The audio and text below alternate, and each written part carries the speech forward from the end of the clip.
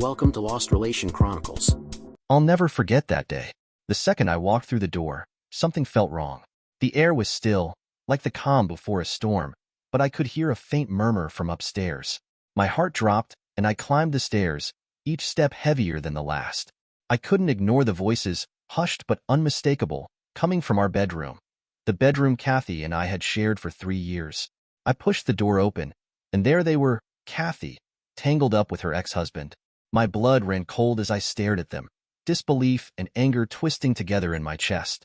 The second I saw them, something inside me snapped. I didn't even remember making the decision. I was just suddenly on top of him. Roger tried to back away, hands up, but I grabbed him by the shirt and threw him against the wall. His face was pale, his eyes wide, but I didn't care. I could feel every ounce of betrayal and fury pouring out of me, every blow fueled by the realization that my wife, the woman I'd given everything to, had betrayed me with him. He stammered out a few words, maybe trying to apologize or beg, but I cut him off with a fist to his jaw, then another to his gut. I didn't even care if he fought back. I didn't care about the pain in my knuckles, didn't care if I was going too far. All I wanted was for him to understand, to feel even a fraction of what he'd taken from me. At some point, Kathy screamed, but it barely registered. The only sound I heard was my own breathing, ragged and deep, as I grabbed him again, pushing him toward the door. "Get out," I spat, my voice so low and filled with rage I barely recognized it. He stumbled, a hand to his bruised face, before bolting out, looking back only once before he disappeared. When he was gone, I stood there, chest heaving, fists clenched so tight they hurt. It was like a dam had broken, and as the adrenaline drained, I looked at Kathy. She stood there, silent and pale, the reality of what she'd done hanging heavy in the air. The silence that followed was colder than anything I'd ever felt. I didn't say anything. I just started grabbing her clothes, her things, every single thing that belonged to her, and throwing them out on the street. She tried to stop me, but I ignored her, locked in some instinct to cleanse every part of our life together that felt like a lie. When I was done, I called my mother and told her to come get Kathy. She had nowhere else to go, and frankly, I didn't care. I needed her gone from my life, out of our home, because there was nothing left to say. She'd broken something inside me that day, something I don't think could ever be put back together. As I watched her things scattered across the lawn, I knew that whatever we'd had was over. The woman I thought I knew wasn't there anymore, and I couldn't pretend otherwise. When Nancy arrived, she looked around at the mess on the lawn. Kathy's clothes, her shoes, boxes of her things scattered everywhere. She took one look at me, then at the door, and I could see the confusion and worry in her eyes. But she hadn't said a word yet. "Ben," she started cautiously, her voice laced with worry. "What's going on? Where's Kathy?" I took a deep breath, feeling the weight of it all, then met her gaze. "Nancy," I said, my voice low. "I caught her, in our bed with Roger." The shock on her face was immediate. She took a step back, her hand covering her mouth as her eyes widened in disbelief. With Roger?" Her voice was barely above a whisper, as if saying it out loud would make it worse. I nodded, jaw tight. "I walked in and found them, Nancy, in my bed." I kicked him out and threw her things on the street. She looked down at Kathy's belongings strewn across the lawn, the reality of it all sinking in. "Oh, Ben, I had no idea. I can't believe she would do this. Not to you." Her words felt like an echo of my own thoughts, each one digging a little deeper. "Believe it, Nancy. I saw it with my own eyes," I replied, trying to keep my voice steady. "I don't know what's worse, her doing this or having to see it for myself." She shook her head, still in shock. "I don't know what to say. I can't excuse what she did. I thought," she trailed off, looking at me with something between shame and heartbreak. "I thought she loved you." "I thought so too," I replied bitterly, "but I guess I was wrong. And I need her out, Nancy. I can't look at her, can't look at any of it anymore." Nancy reached out, her hand shaking as she put it on my shoulder. "I'll take her, Ben. I'll talk to her. I'll do whatever needs to be done. I'm so sorry this happened. You didn't deserve this." I just nodded, swallowing down the anger and pain.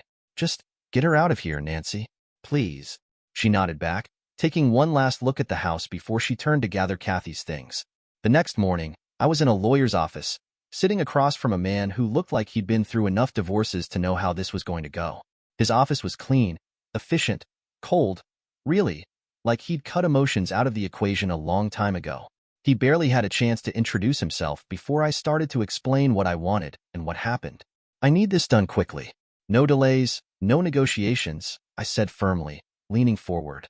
And I want it in writing that I won't be responsible for Kathy's daughter, Lisa. That's her responsibility, not mine. I have nothing to do with her anymore.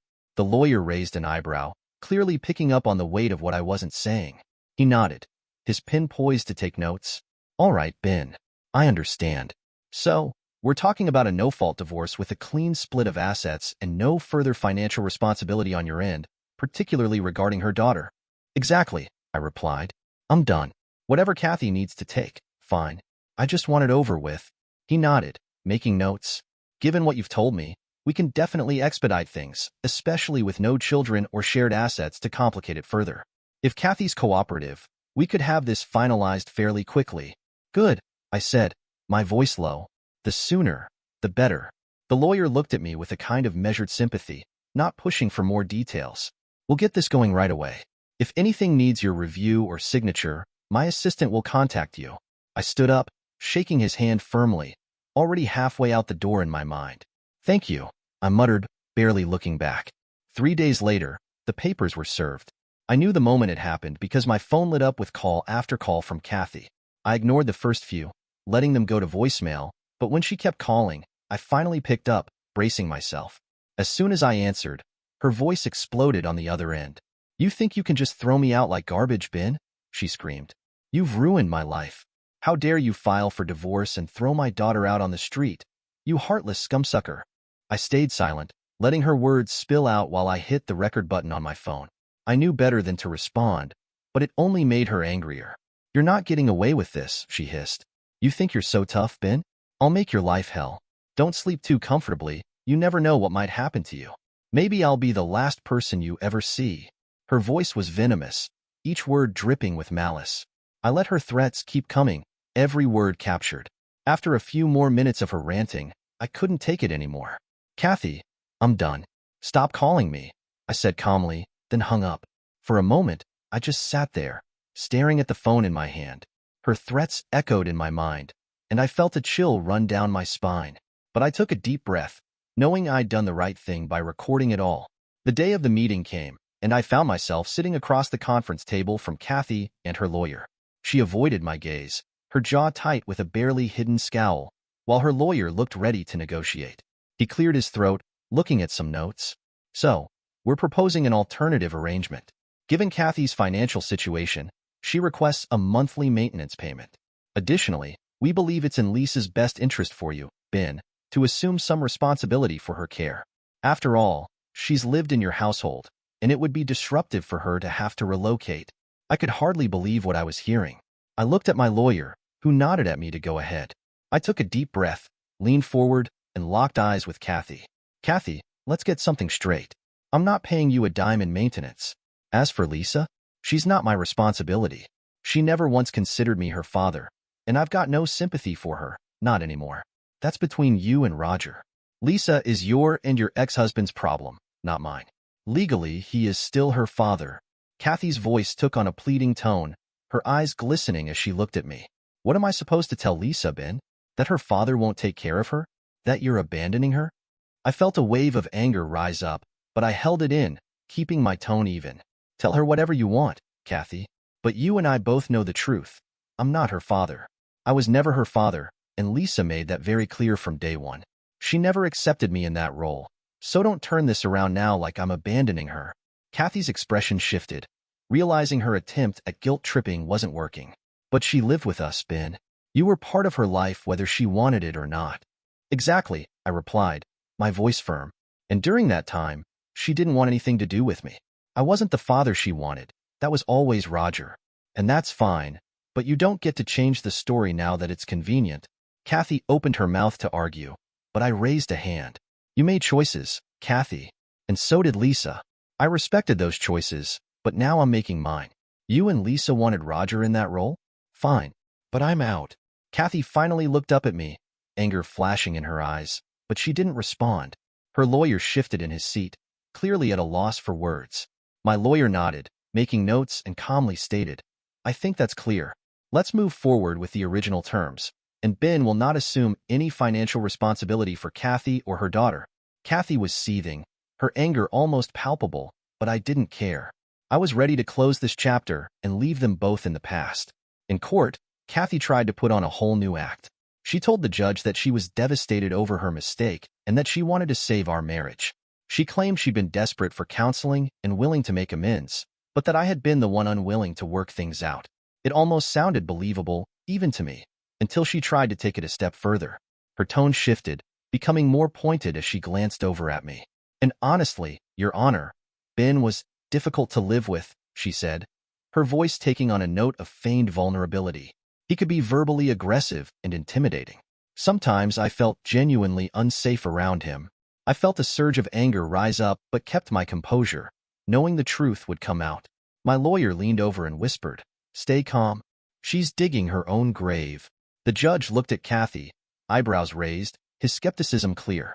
"Ms. Harlow, you said you wanted to save your marriage, that you sought counseling and reconciliation," he said slowly, eyeing her closely. "And now you're saying you felt unsafe and that Mr. Carson was abusive?" Kathy shifted uncomfortably, realizing the trap she'd walked into, but she tried to press on. "Yes, I mean, I thought if we could get help, maybe he would change. I just wanted him to be different." The judge's expression didn't soften. "Did you ever file a police complaint or seek assistance from anyone regarding this alleged abuse?" Kathy hesitated, her face paling. "No, I thought we could handle it privately." The judge sighed, looking unimpressed. "So, just to be clear, you're claiming that you were in fear of Mr. Carson, yet you wanted him back and never filed a single complaint?" Kathy was silent, the weight of her lie exposed. The judge glanced at me and then looked back at her. "Ms. Harlow, I'm granting the divorce as originally filed. This court does not look favorably upon dishonesty, especially in matters as serious as these." I let out a breath I didn't realize I'd been holding. Grateful the judge saw right through her performance. It was over, the truth was out, and soon enough, I'd finally be free. 3 months after the divorce was finalized, I thought I was finally free of Kathy and the mess she had brought into my life. But that night, as I sat alone in my house, I heard a strange noise coming from the kitchen. I froze, my pulse quickening as I realized someone was in my home. My mind raced, and without a second thought, I grabbed my phone and called the cops, whispering my address and the situation. I hung up, then went to the safe and retrieved my pistol, holding it tightly as I approached the kitchen. As I stepped into the doorway, I saw them, Kathy and Roger. The shock nearly knocked the breath out of me, but my instincts kicked in. They were both standing there, their faces twisted with something dark, something I'd never seen before. Roger had a knife in his hand, and I didn't have time to think. I raised my gun, my voice steady but firm. "Don't move." Roger lunged, and I didn't hesitate. I pulled the trigger, and he dropped to the ground with a scream, clutching his leg. Kathy froze, eyes wide with terror, as the sound of sirens filled the night air. The cops arrived moments later, pulling Roger to his feet and cuffing him, blood soaking through his pant leg. Kathy was arrested too, her face twisted with rage as they led her out in handcuffs. I gave my statement, still reeling from what had just happened, and it wasn't long before the police got the full story. They'd planned to kill me that night, desperate for revenge, and they both confessed under questioning. It was almost surreal to hear it. How Kathy and Roger had plotted together, driven by spite and twisted anger. They were both sentenced to jail, and for the first time in a long time, I felt a sense of relief. The nightmare was finally over, and I could finally look forward without having them in the shadows, ready to tear me down. Dear listeners, please share your thoughts in the comments section below, and don't forget to like, share, and subscribe. Welcome to Lost Relation Chronicles. 9 years of marriage. Sandra and I had built a life together, a partnership that I thought could withstand anything. Sure, we were different. She was passionate, emotional, a fierce liberal who wore her beliefs on her sleeve. I was steady, logical, the conservative in her life who saw things differently but loved her for her fire. We balanced each other, I thought. Her idealism softened my pragmatism, and my reason grounded her flights of passion. Or at least, that's what I told myself. We had an unspoken rule. Our politics stayed outside the walls of our marriage. I like to think we'd mastered that boundary. After all, we debated ideas, not each other. Or so it seemed. Sandra could argue circles around me with her sharp intellect, her professor's eloquence, and that undeniable conviction in her voice. And me? I took pride in staying calm, measured. Even when we disagreed, I admired her passion, though sometimes it felt like a wave I had to anchor against. My parents had warned me, of course. Anthony, my mother said gently, you're going to struggle. Opposites might attract, but they don't always endure. My dad, never one for subtlety, put it more bluntly. You're asking for trouble, son. Marriage is hard enough without being on opposite sides of the political fence, but I'd wave them off, convinced that love was bigger than politics. And for a while, I was right. Sandra and I carved out a good life. No kids, but not for lack of trying. That was a quiet ache we shared, unspoken most of the time but ever present.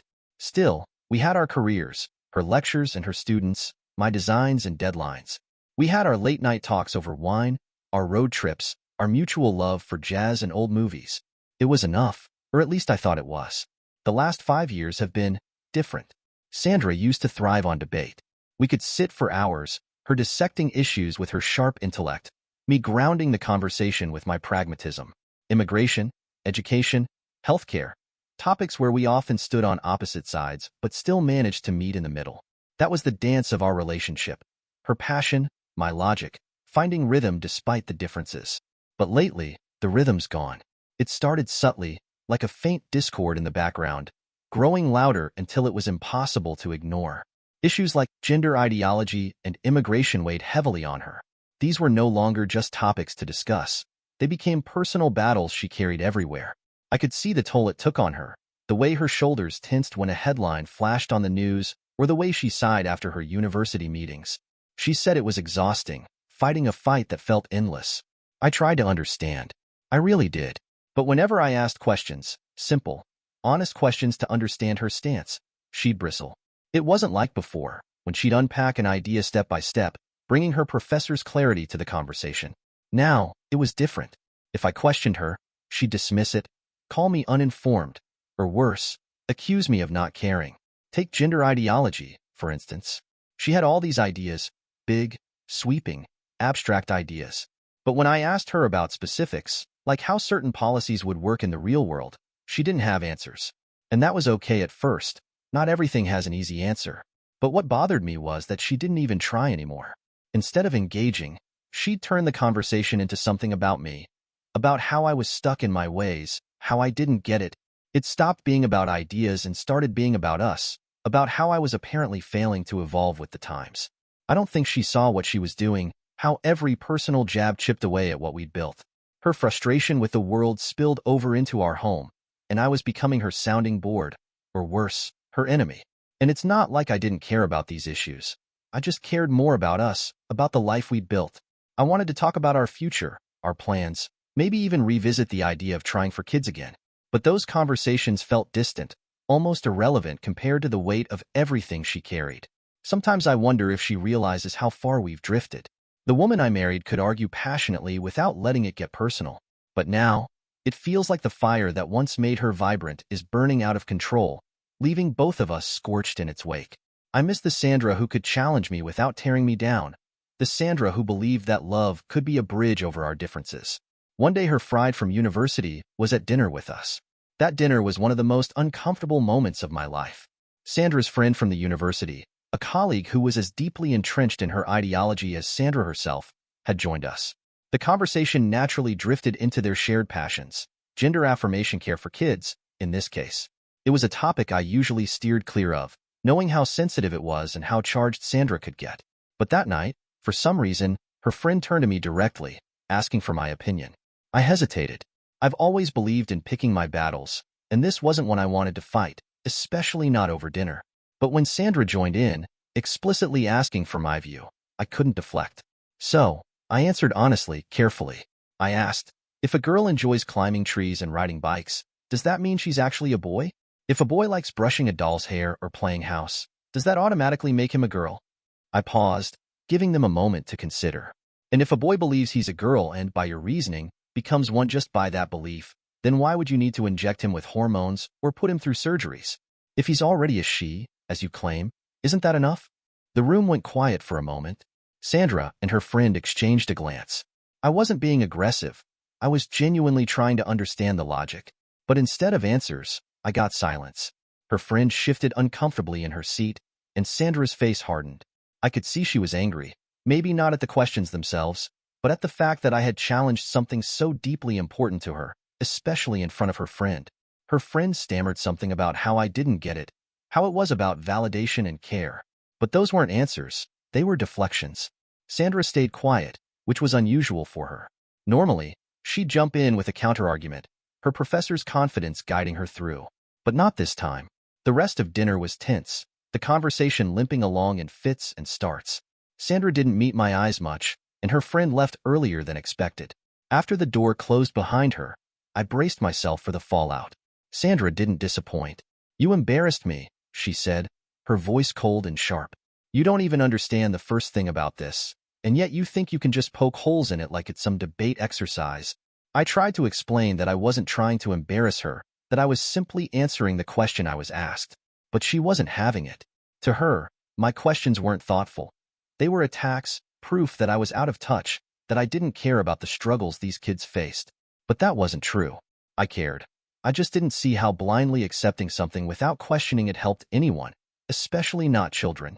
I wasn't looking for a fight that night, but it seemed like asking questions, any questions, was enough to turn me into the enemy. Afterward, as I sat alone in the living room, I couldn't shake the feeling that something had shifted between us. It wasn't just about that dinner or that topic. It was about the growing chasm between who we were and who we were becoming. And I couldn't help but wonder if we were both standing at opposite edges, staring into the void, unsure how to reach each other anymore.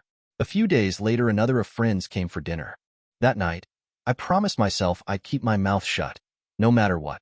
Sandra had already warned me, "Don't create a scene." I understood where she was coming from. The last dinner hadn't gone well, and the last thing she wanted was a repeat. I wanted to honor that. I really did. But then her friend brought up abortion rights, diving straight into the kind of conversation I usually stayed out of. I could feel Sandra glancing at me, like she was daring me to weigh in. I avoided her gaze, focusing on my plate, hoping the moment would pass. But then, out of nowhere, Sandra turned to me and asked me directly, "What do you think?" I hesitated, knowing I was walking a tightrope, but she asked, and avoiding it wouldn't help. So I took a deep breath and tried to tread carefully. I looked at her friend and said, "Why does someone have an abortion?" "There are usually 3 reasons. First, you don't want the child. Second, there's a medical condition that makes carrying the pregnancy dangerous. And third, the pregnancy is the result of something you never wanted, like assault." I paused, choosing my words as carefully as I could. For points 2 and 3, I completely believe a woman has the right to an abortion. No one should be forced to endure something that risks her health or is a result of trauma. But for point 1, when it's about not wanting the child, why get pregnant in the first place? We have access to contraceptives. Use them. Protect yourself. Save yourself from the pain of going through a procedure like that. I thought I'd handled it as delicately as possible. I wasn't trying to make anyone feel judged.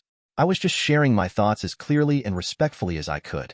But before her friend could respond, Sandra slammed her fork down, her face a mix of anger and something else I couldn't quite place. "I had an abortion, Anthony, and it was my choice." Her words hit me like a freight train. I froze, stunned, unable to process what I'd just heard. Sandra? An abortion? When? Why? How had I not known about this? We'd been together for 9 years. How could she have kept something like this from me? The room fell silent. Her friend looked uncomfortable, her gaze darting between us like she wanted to disappear. I tried to say something, but the words wouldn't come. My mind was racing. Was it before we met? During our marriage? Had I missed the signs? Or worse, had I been so disconnected that she felt she couldn't tell me? Sandra didn't wait for me to respond. She stood up, her chair scraping loudly against the floor, and stormed out of the dining room. Her friend awkwardly muttered something about giving us space and left soon after. I sat there alone, replaying her words over and over in my head. The room felt heavy, suffocating. I wasn't angry. I wasn't even sure what I felt. Betrayed, maybe, but mostly just hurt. Not because of the abortion itself, but because she hadn't trusted me enough to tell me. It was like a piece of our history had been hidden away, something fundamental that I should have known but didn't. That night, as I lay awake in bed, staring at the ceiling, I couldn't help but wonder if this was the beginning of the end. If the walls we'd been building around ourselves were finally too high to climb. Or maybe they'd been there all along, and I was only now realizing how far apart we'd really been. The elections were always going to be a flashpoint, and deep down, I knew it. But I'd thought, hoped, maybe, that we could keep it at arm's length, the way we always had. Sandra and I had learned to navigate our differences, or so I thought. But this time, it was different. The stakes felt higher for her, and I could see the strain in her every time the news came on or a headline popped up on her phone. I wasn't blind to her feelings, but I couldn't help how I saw the world. For people like me, issues like the economy, infrastructure, and national security mattered more than debates over gender ideology or abortion rights. It wasn't that I dismissed those concerns entirely. I just didn't think they were the be-all and end-all of what we should focus on as a country. And then, one day, I walked into the room wearing the red cap. You know the one. I knew it would get a reaction. I'm not oblivious. But I didn't expect the sheer force of what followed. Sandra lost her mind. Completely. She didn't just yell.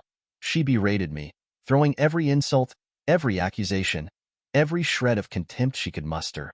I stood there, stunned at first, then amused. She said the world was ending, that women had been failed, that my choice represented everything wrong with the universe. Her voice was shaking with anger, her face flushed with a mix of rage and disbelief. And you know what I did? I popped open a beer, sat down, and watched the show. It was better than Netflix, I'll tell you that. There was something darkly funny about the whole thing. Not because I didn't care, but because I realized at that moment that the Sandra I'd fallen in love with was gone. Or maybe she just evolved into someone I didn't recognize. As I sipped my beer, watching her spiral, a strange calm came over me. I knew my marriage was over, not because of the cap, or the yelling, or even the insults. It was because, somewhere along the line, we'd stopped seeing each other as partners. She saw me as the enemy now, a symbol of everything she despised. And me? I saw her as a stranger, a fiery, emotional stranger I used to know. I told myself it was just a phase, that she'd snap out of it, that the Sandra I loved was still in there somewhere, buried beneath all the noise and ideology. But deep down, I knew better. This wasn't a phase. It was who she'd become.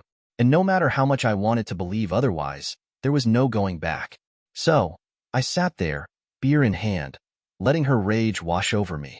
It was easier than fighting, easier than trying to make sense of the mess we'd made of our lives, easier than admitting that the marriage we'd once built with love and compromise was crumbling under the weight of everything we couldn't agree on. The day I saw that TikTok video, I knew everything had reached a breaking point. Sandra had always been passionate, dramatic even, but this crossed every line imaginable. There she was, making a drink on camera, jokingly, or not so jokingly, adding aqua tofana to it. For those who don't know, that's poison. Old school poison. And she tagged it as a drink for my husband. I didn't need to overthink it. That wasn't a joke. That was a threat.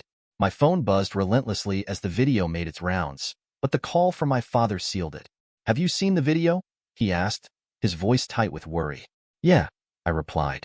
I've already called my lawyer. He's filing a restraining order. By the time I got home that evening, the cops were at my door.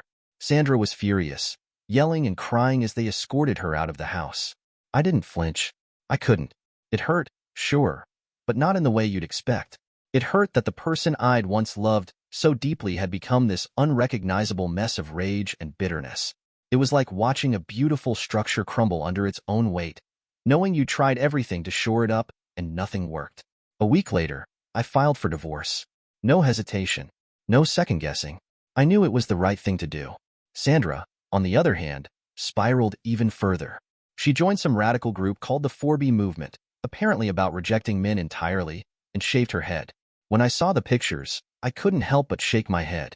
It was like watching her self-destruct in real time. And as harsh as it sounds, I couldn't help but feel a grim satisfaction. Not because I wanted her to suffer, but because she was proving, to everyone and herself, just how far gone she was. Then, a few weeks later, she called me, crying, begging me to reconsider the divorce. She said she'd made mistakes, that she still loved me, and that we could work things out. For a brief second, I thought about the Sandra I'd married all those years ago.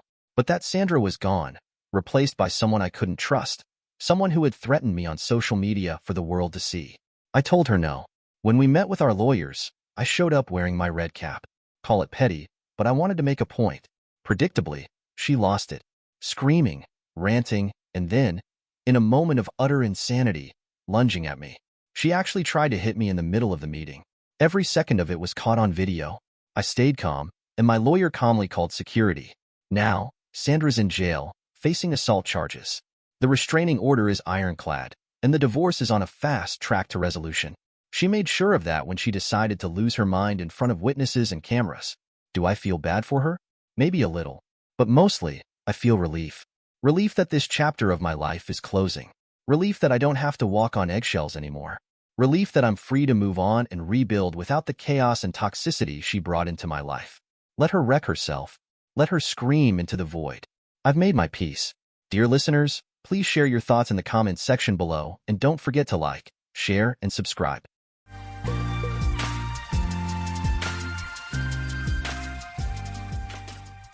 I vividly remember meeting Julie for the first time on a rainy afternoon, just as I started a new job at her company. She was kind, funny, and her energy lit up every room. We quickly became inseparable and soon fell in love. Our wedding was small, just close friends and family, exactly how Julie wanted it. And it was perfect. Those were the happiest days of my life. But life can be cruel.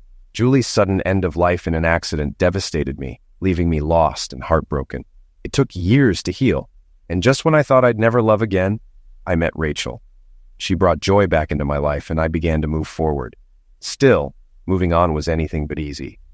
Now, preparing for my second marriage, I can't help but reflect on how simple my wedding to Julie was.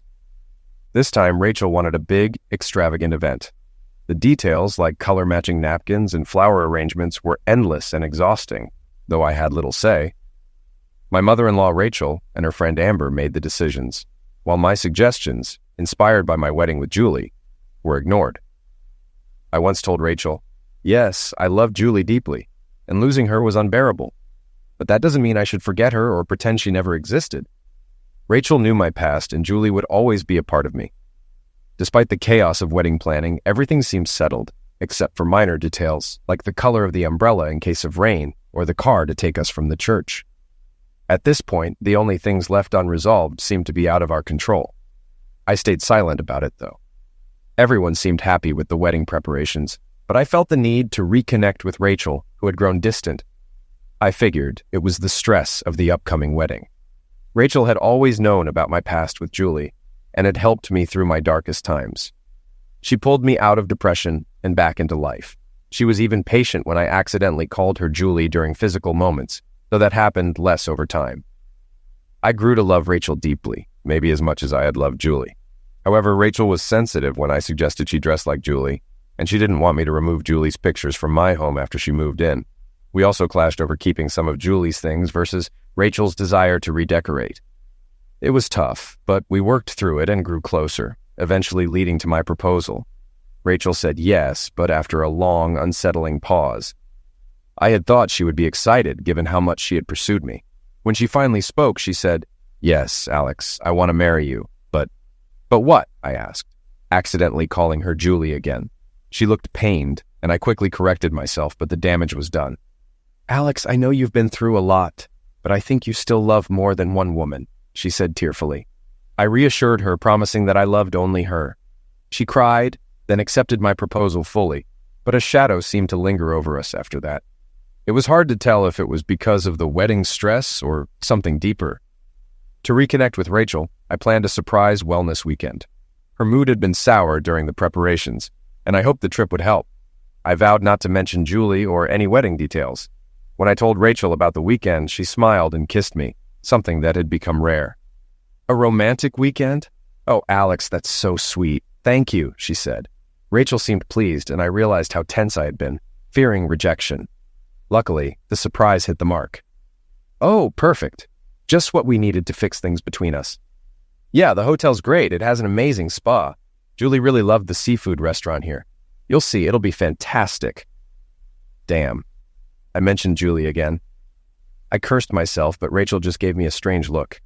We arrived early, and despite the bad weather, everything was perfect.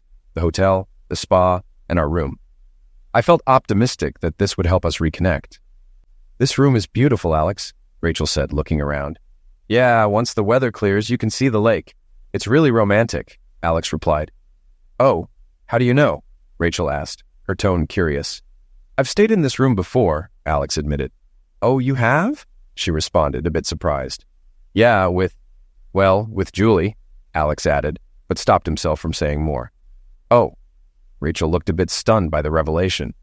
You asked for this room, Alex reminded her, trying to ease the tension. Yeah, I like it, Rachel replied, though her voice had lost some enthusiasm. I see, Alex said, noticing her irritation. It frustrated him.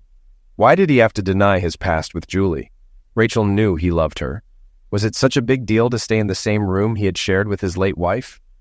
Shortly after they arrived, a snowstorm hit, and the front desk informed them they'd be stuck at the hotel for a few days. Alex didn't mind. It felt romantic, and he planned to enjoy time alone with Rachel, but she seemed less excited. I just hope I can get back to work on time, Rachel said abruptly, which annoyed Alex. Let's grab a bite to eat. The restaurant here is great, Alex suggested, trying to change the subject. They were seated at a nice table, one Alex had sat at before with Julie.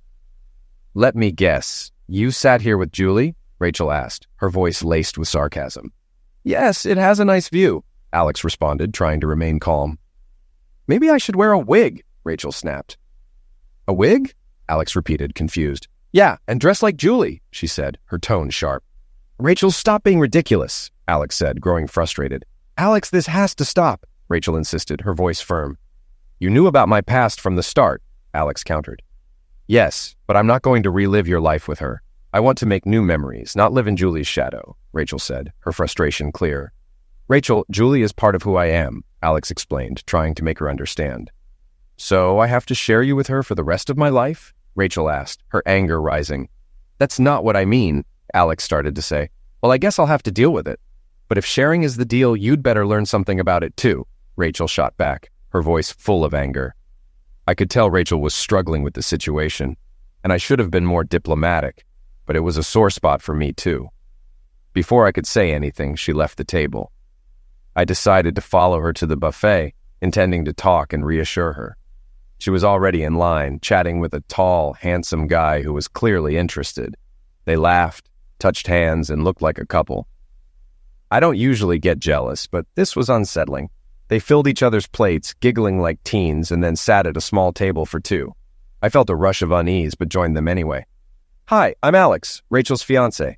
I introduced myself, extending a hand. The guy ignored me completely, which hurt. Rachel giggled, clearly trying to get under my skin. Rachel, what's going on? I asked, annoyed. She and the guy, Danny, kept talking and laughing while I sat there, humiliated. Rachel didn't mention me or our wedding, and I grew more frustrated as they bonded over work and family. You're an amazing woman, Rachel. I'm glad we met, Danny said. And I can't believe you're here alone, Danny. I'm glad we're snowed in. It's going to be great, Rachel replied, flirting openly. Rachel, I shouted, but she ignored me. Then she leaned over and kissed him, leaving me stunned. The entire restaurant gasped. I felt utterly humiliated. I didn't want to cause a scene, but I was furious. Rachel continued playing this cruel game, and when she suggested going to his room, Danny looked surprised but willing. They left together, leaving me alone and humiliated. I returned to our room, too stunned to think straight. Hours passed, and I couldn't shake my anger, hurt, and doubts about the marriage. Eventually, I asked the front desk for Danny's room number. They couldn't tell me directly, but hinted it was 107. I went outside, found their room, and saw them cozy on the couch. At least they were fully clothed. I took a picture. They spotted me, waved, and kissed again, clearly mocking me. I took another photo and left, unable to watch any longer.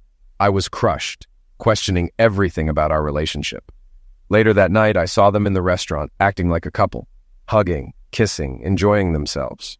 I took more pictures, then ordered room service to avoid further humiliation. I waited for Rachel to return and make things right, but she never did. Around 10 p.m., I went back to check their room. The curtains were mostly closed, but I could still see through the gaps. They were kissing again, and then things escalated. I kept taking photos, trying to stay calm, even though it was unbearable. Finally, when they finished and cuddled on the couch, I left, freezing and heartbroken. I went back to our room, cried, pounded the bed in frustration, uploaded the photos to my cloud, and finally fell asleep after taking some sleeping pills. I woke up around 9, with Rachel sitting in a chair, watching me quietly. Neither of us said a word. I wasn't angry anymore, just sad. Thoughts of what could have been ran through my mind. She didn't even look remorseful, just content, as if unaware or indifferent to the impact of her actions. Maybe this had been her plan all along. "Are you feeling better now?" she asked. "No. I'm going to spend the day with Danny until we leave. My stuff is already in his room. After that, I'll be yours again. Unless you mention Julie," she said calmly. "No," I replied in the same tone. "Enjoy yourself." She left without another word. I couldn't believe how arrogant she'd become. Maybe I had misjudged her all along. She didn't want to end the relationship, just teach me a lesson. Sure, I'd been careless mentioning Julie, but her reaction was extreme. It was over between us. Stuck at the hotel, I felt trapped and humiliated, desperately wanting to escape. My mind kept spiraling, and I knew I needed a distraction. As I headed for breakfast, Michael from the front desk stopped me. "You don't have to stay here. The roads will open for a short time today. Follow the supply truck, and you'll be able to leave before the next storm hits." "Thank you, Michael." I meant it, and tipped him generously. The idea of escape lifted a huge weight off my shoulders. I packed up, checked out, and followed the delivery truck to the highway with no issues. The drive home was long, and I struggled to process everything that had happened. One thing was clear. There would be no wedding. I canceled everything: the venue, the caterer, the DJ, and sent out simple wedding cancellation notices. Due to unforeseen circumstances, we regret to inform you that our wedding has been canceled. I didn't feel the need to air the dirty details. I also reached out to the San Francisco company I'd turned down because of Rachel. They welcomed me back, saying, "Come here, Alex. We'll find you a place and the job is still yours. Sounds like your ex did you a favor." I wasn't ready to laugh about it yet, but I was relieved. If this had happened 6 months into marriage, it would have been much worse. The pain of losing someone I loved was real, but her betrayal made moving on easier. A whole new life was ahead of me, and for the first time I felt like I truly dodged a bullet. I quit my job, packed my car, and left our apartment. On a whim, I even peed in her underwear drawer, though it didn't feel good afterward. Just a childish act to show my frustration. The drive to San Francisco would take 4 or 5 days, and I looked forward to the solitude and time to reflect. After 2 days of anger and resentment, my phone rang as I started my trip. "Alex, it's Rachel. Thank God the roads are clearing," Rachel said. Alex regretted answering. All the anger surged back, and he stayed silent. "Alex, are you there?" Rachel asked, her voice tense. "Yes," Alex replied flatly. "Did you cancel the wedding?" "My parents called," Rachel said, her tone anxious. "Yes, of course. What did you expect? That I'd still marry you?" Alex responded, his frustration evident. "Alex, please. I was just hurt about the Julie thing and made a mistake. I'm yours now. Nothing has to change," Rachel pleaded. "Maybe, but that person won't be me," Alex said coldly. "What?" Rachel asked, shocked. "I don't care how you justify it. We're done," Alex stated firmly. "Alex, please come get me. We need to talk," Rachel begged, her voice breaking. "No, I'm not your responsibility anymore, and I'm not in the neighborhood," Alex replied dismissively. "Where are you?" Rachel asked, desperate. "Kearney, Nebraska. I'm heading to California, starting a new life without you," Alex said, his voice resolute. Rachel began to sob, but Alex hung up. When the phone rang again, he blocked her number. He resumed his journey, though the anger still lingered. An hour later, the phone rang again. "Alex speaking?" Alex answered, sounding tired. "Hey, Alex, it's Carl, Rachel's father. Did you cancel the wedding?" Carl asked, his tone concerned. "Yeah, or, more accurately, Rachel did with her behavior," Alex replied. "What happened?" Carl asked. "She flirted with a guy right in front of me, kissed him, went to his room, and spent the weekend with him. The whole hotel knew," Alex explained, his voice tinged with bitterness. Carl was silent for a moment. "I'm sorry, Alex, you're right. She's not ready for marriage. I apologize on her behalf," Carl said regretfully. "No hard feelings, Carl. I always liked you and Sue," Alex replied, softening his tone. "What will you do now?" Carl asked. "I'm heading to San Francisco to start fresh," Alex said. "Good luck, Alex. You're a good man," Carl said sincerely. "Thanks, Carl. Goodbye," Alex replied, ending the conversation. That call hurt. My future had fallen apart in just days. Friends called during the drive, and though I didn't share details, most seemed to understand the breakup. Eventually, the calls stopped, and I focused on starting my new life. But it wasn't easy. My thoughts kept drifting back to Rachel, the good times, and that awful weekend. After 2 months in San Francisco, my doorbell rang one Friday evening. Expecting Jehovah's Witnesses, I reluctantly opened it, but it was worse. Rachel, looking beautiful and nervous. I immediately slammed the door. She rang again, but I turned off the doorbell. How did she find me? I knew I couldn't avoid her forever, so I reopened the door, but she was gone.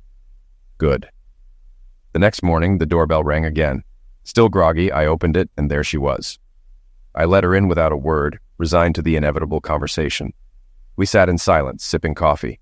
She had clearly made an effort to look exactly how I liked, but my feelings for her were gone.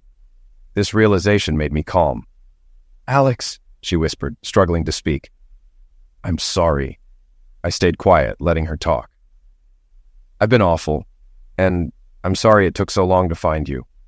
You can mention Julie whenever. It's something I'll just have to live with. I was insecure and thought you didn't really love me, that I was just a substitute. You kept pictures of her everywhere. You called me Julie sometimes, and she was always in your mind during wedding planning. Taking me to that spa where you'd been with her, it was too much. I snapped, and I'm sorry." I nodded, understanding. I should have been more sensitive, but that doesn't justify humiliating me and cheating on me. "I know," she said, tearing up. "I've regretted it every day." We sat in silence, unsure of what to do next. "How did you find me?" I asked. "All our friends know your address, but none wanted to tell me. I tricked someone by borrowing their phone," she admitted. I was glad my friends had my back. "I gave up our apartment and my job. I rented a place nearby and am looking for work." I was surprised by what Rachel said, but it didn't change anything for me. Her news didn't make me happy. It just meant she'd be around, making things harder. Still, I felt strong enough to resist her. "Alex, I know I hurt you at the hotel. I did it on purpose and humiliated you in public. I pushed you away, and you had no choice but to leave. At first, I didn't understand why I did it. I loved you then, and I still do. I didn't care about Danny. He was attractive, but I didn't even like him. I tried to convince myself it was about teaching you a lesson, but deep down, I knew I just wanted to hurt you." "So, what was the real reason?" Alex asked, his voice calm but probing. "My dad thinks I was just jealous," Rachel admitted softly. "Jealous of a dead woman?" Alex asked, incredulous. "You always talked about Julie like she was perfect, the most beautiful, flawless woman. I felt like I couldn't compete with her. I was so intimidated by her memory that I didn't even want to accept your proposal, even though it was my dream," Rachel confessed, her voice cracking. "Rachel, I'm sorry for making you feel that way," Alex said, guilt creeping into his voice. "Julie wasn't perfect, and we had our arguments, but I didn't think it was right to mention those after she died. I shouldn't have put her on a pedestal in front of you." "Oh, Alex," Rachel sobbed and lunged toward him, seeking comfort. "Wait," Alex stopped her gently. "I said you could compete with her in the past, but now my view of you is tainted." "Alex," she whispered through her tears, "give me a chance to prove you wrong. I'll be patient. I'll stay by your side until you trust me again. You can still talk about Julie, and I'll learn to live with it." "I don't know. It's not that simple," Alex replied, shaking his head. "I'll do whatever it takes, no matter how long," Rachel pleaded, her determination growing. "Quite the speech, Rachel." "I believe you," Alex said calmly, though his neutral tone confused her. "How do you feel about me?" she asked, almost in a whisper. "I still love you. I haven't been with anyone since that night. I think I've mostly forgotten you, though." "I'm not mad anymore," Alex admitted. "But I also don't love you anymore." Rachel flinched at his words, but quickly regained her composure. "That's bad, but I can work with it. You loved me once. Maybe you'll fall in love with me again." "Rachel, I don't know if I can ever trust you again. Your reaction was completely out of proportion. What's next if I forget to take out the trash? Hire a hitman? Trust isn't even a goal for me right now. I swear I'll never be that stupid again. If we get back together, I'll sign a contract. If you leave me, I get nothing. No money, no kids, nothing." "Kids?" I laughed, surprised. "Yes, if we ever get back together. Here's the contract," she said, handing me a document. I was shocked to see how harsh it was. If we broke up, she'd get nothing, not even visitation rights. I doubted it was even legal. "Did Carl help you write this?" Alex asked, raising an eyebrow. "Yeah, is it that obvious?" Rachel admitted, a bit embarrassed. "Well, I don't want to be with you because of a contract. And the real issue remains. I don't love you anymore. I don't trust you. I'm not even sure I like you," Alex replied, his tone firm. That last comment seemed to sting. "I don't even like myself. Rachel admitted softly. I get that. You hurt me deeply for no reason, Alex said, shaking his head. Alex, how about this? Show me around San Francisco. We can just be friends and you can see how things go, Rachel suggested, trying to find a middle ground. Alex paused, considering her offer. He wondered if avoiding Rachel would feel like running away, and that would seem weak. The truth was, he still liked her, even if he didn't trust her, and he didn't want to hide. Plus, he had no friends in San Francisco, so her company might be welcome. Spending time with her would prove to him that he was over her. I don't know the city that well either, but I can show you what I know, Alex replied finally. Thanks, Alex, Rachel said, smiling as she headed to the kitchen to make breakfast, humming confidently. Alex didn't mind her being around, but he knew there was no chance of them getting back together, contract or no contract. Over the next few weeks, Rachel eagerly sought time with Alex, often wearing revealing outfits and finding excuses to touch him. Once, while wearing a loose t-shirt, she kept leaning forward, practically offering a view of her cleavage, but Alex wasn't interested. He looked everywhere but at her chest, smiling inwardly as she tried harder to catch his attention. Eventually, he left the room to stop himself from laughing. Another time, she wore hot pants so short they resembled a bikini bottom, pairing them with stiletto heels. She spent the day bending over in front of him, pretending to look for something. Rachel, are you looking for something? Can I help? Alex asked, raising an eyebrow. No, I'm fine. Just thought I lost an earring, she replied, clearly frustrated. When they went shopping together, Rachel found every excuse to press her body against Alex, but he pretended not to notice, enjoying the irony of her frustration. She was clearly hot for him, but he kept rejecting her advances, probably hurting her ego. Alex felt a little sorry for her, but he wasn't going to sleep with her just to make her feel better. She was trying to win him back in cheap ways, and it wasn't working. Weeks later, they sat in Alex's living room, and Rachel's advances had slowed down. Suddenly, she asked bluntly, Alex, when are you going to entertain me again? What?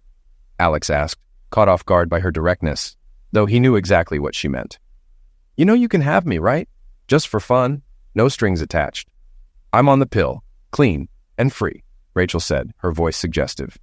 I didn't know how to let her down gently. She was beautiful, but she was still Rachel, the same Rachel who had told me, it's already decided. Try to have a good time. While I was lost in thought, she pulled off her sweater, revealing a t-shirt underneath with big text saying, Alex's girlfriend. She turned around to show the same words on the back. Nice, huh? She said, smiling. Yes, I replied, still shocked. I bought 20 of these. I plan to wear them everywhere. I know it's not true yet, but I want to show my commitment. However, I need your approval to wear them in public. Her eyes sparkled with hope, waiting for me to agree. I shook my head. That's impossible. Let's just be friends, okay? Her face fell, and her eyes watered, but she stayed strong. Okay, Alex, I'm sorry. I didn't mean to push. I'm surprised I can even spend time with you again, but that's all I'm willing to do. I understand, she said, looking utterly disappointed. Alex, I have time. I have no other plans. I'll keep working to get you back. I'll be patient. You can even glorify Julie if you want. I'll learn to live with it. I sighed, unsure how to respond. I didn't want to hurt Rachel or seek revenge, but I also didn't want her holding on to false hope. Still, she kept hanging around, clearly wanting more, though she didn't push too hard. Her hopes were high, but I remained determined not to start a real relationship with her. I told her as much, but it didn't stop her efforts. One night I got home late and was frustrated the light was out again. Stumbling in the dark, I accidentally kicked something soft. I used my phone's flashlight and saw a small woman curled up on the floor. Confused, I carried her inside. She was dirty but seemed healthy, so I put her in the guest room, covered her with blankets, and went to bed. I woke up unexpectedly in the middle of the night, not because of my alarm, but because of something pleasant. I should have told her to stop, but all I managed was a weak, yeah. We had sex, and before I knew it, she disappeared back into the guest room. It was over as quickly as it started, leaving me wondering if it had even happened. The next morning, I heard her humming in the shower. She was thin but had a pretty face and seemed relaxed while eating breakfast. We didn't talk about the night before. After eating, she got dressed, said, "You're a nice guy," and left without a trace. I was stunned. I had just slept with a woman whose name I didn't even know. Then when I found a needle in the trash, a chill ran down my spine. Panic set in as I realized we hadn't used protection. I immediately went to the doctor, who told me I didn't have any detectable STDs but needed to wait for some results. I swore I'd think before acting next time. Meanwhile, Rachel continued pushing for more, but I couldn't see myself being with her again. I still found her attractive, but the love I once felt was gone. She wisely kept her marriage and kids' talk to a minimum, knowing too much pressure would push me away. We spent time together as friends, and while she hoped for more, I knew it was never going to happen. Months later, Rachel and I were about to have dinner when the doorbell rang. She jumped up to answer it, always eager to assert herself as if she were still my partner. I let her, realizing I'd been keeping her around for companionship while never fully clarifying that we wouldn't get back together. Despite her beauty and the fact she could be with someone else, she remained determined to win me over. When the door opened, I turned to see the woman I'd met months earlier standing there, still thin, except for her noticeably large stomach. Rachel looked surprised but quickly understood the implications of the woman's visit and her condition. "Please come in," Rachel said quietly. "Join us for dinner. I'm Rachel." "Annie," the woman mumbled, uninterested in pleasantries. Annie sat down without hesitation and began eating. "I'm pregnant," she said bluntly, confirming what we had guessed. "It's yours," she added, pointing her fork at me. I stared at the steak on her fork, trying to process it. "You're the only one I've had unprotected sex with," she continued, as if discussing the weather. I was too shocked to respond. Rachel, however, stayed calm. "Really? The only one?" I muttered, still in disbelief. "That's hard to believe." "Nevertheless, it's true," Annie replied, unfazed. "Don't worry. I want to work things out. I like you, and I don't want trouble. Funny thing is, I don't even know your name." "I'm Alex," I said weakly. "Nice to meet you. It was fun having sex with you," she grinned. Rachel even chuckled a bit. "Alex, you slept with her without knowing her name?" Rachel asked, surprisingly calm. "Yeah, I guess so." "So? What now? Do you want infanticide?" Rachel asked. "No, it's too late. I've seen the ultrasounds. It's a baby now, and I can't end her life," Annie replied, her tone more serious. Rachel didn't miss a beat. "No problem. We'll adopt her." "What?" I dropped my fork, completely shocked. Rachel turned to me.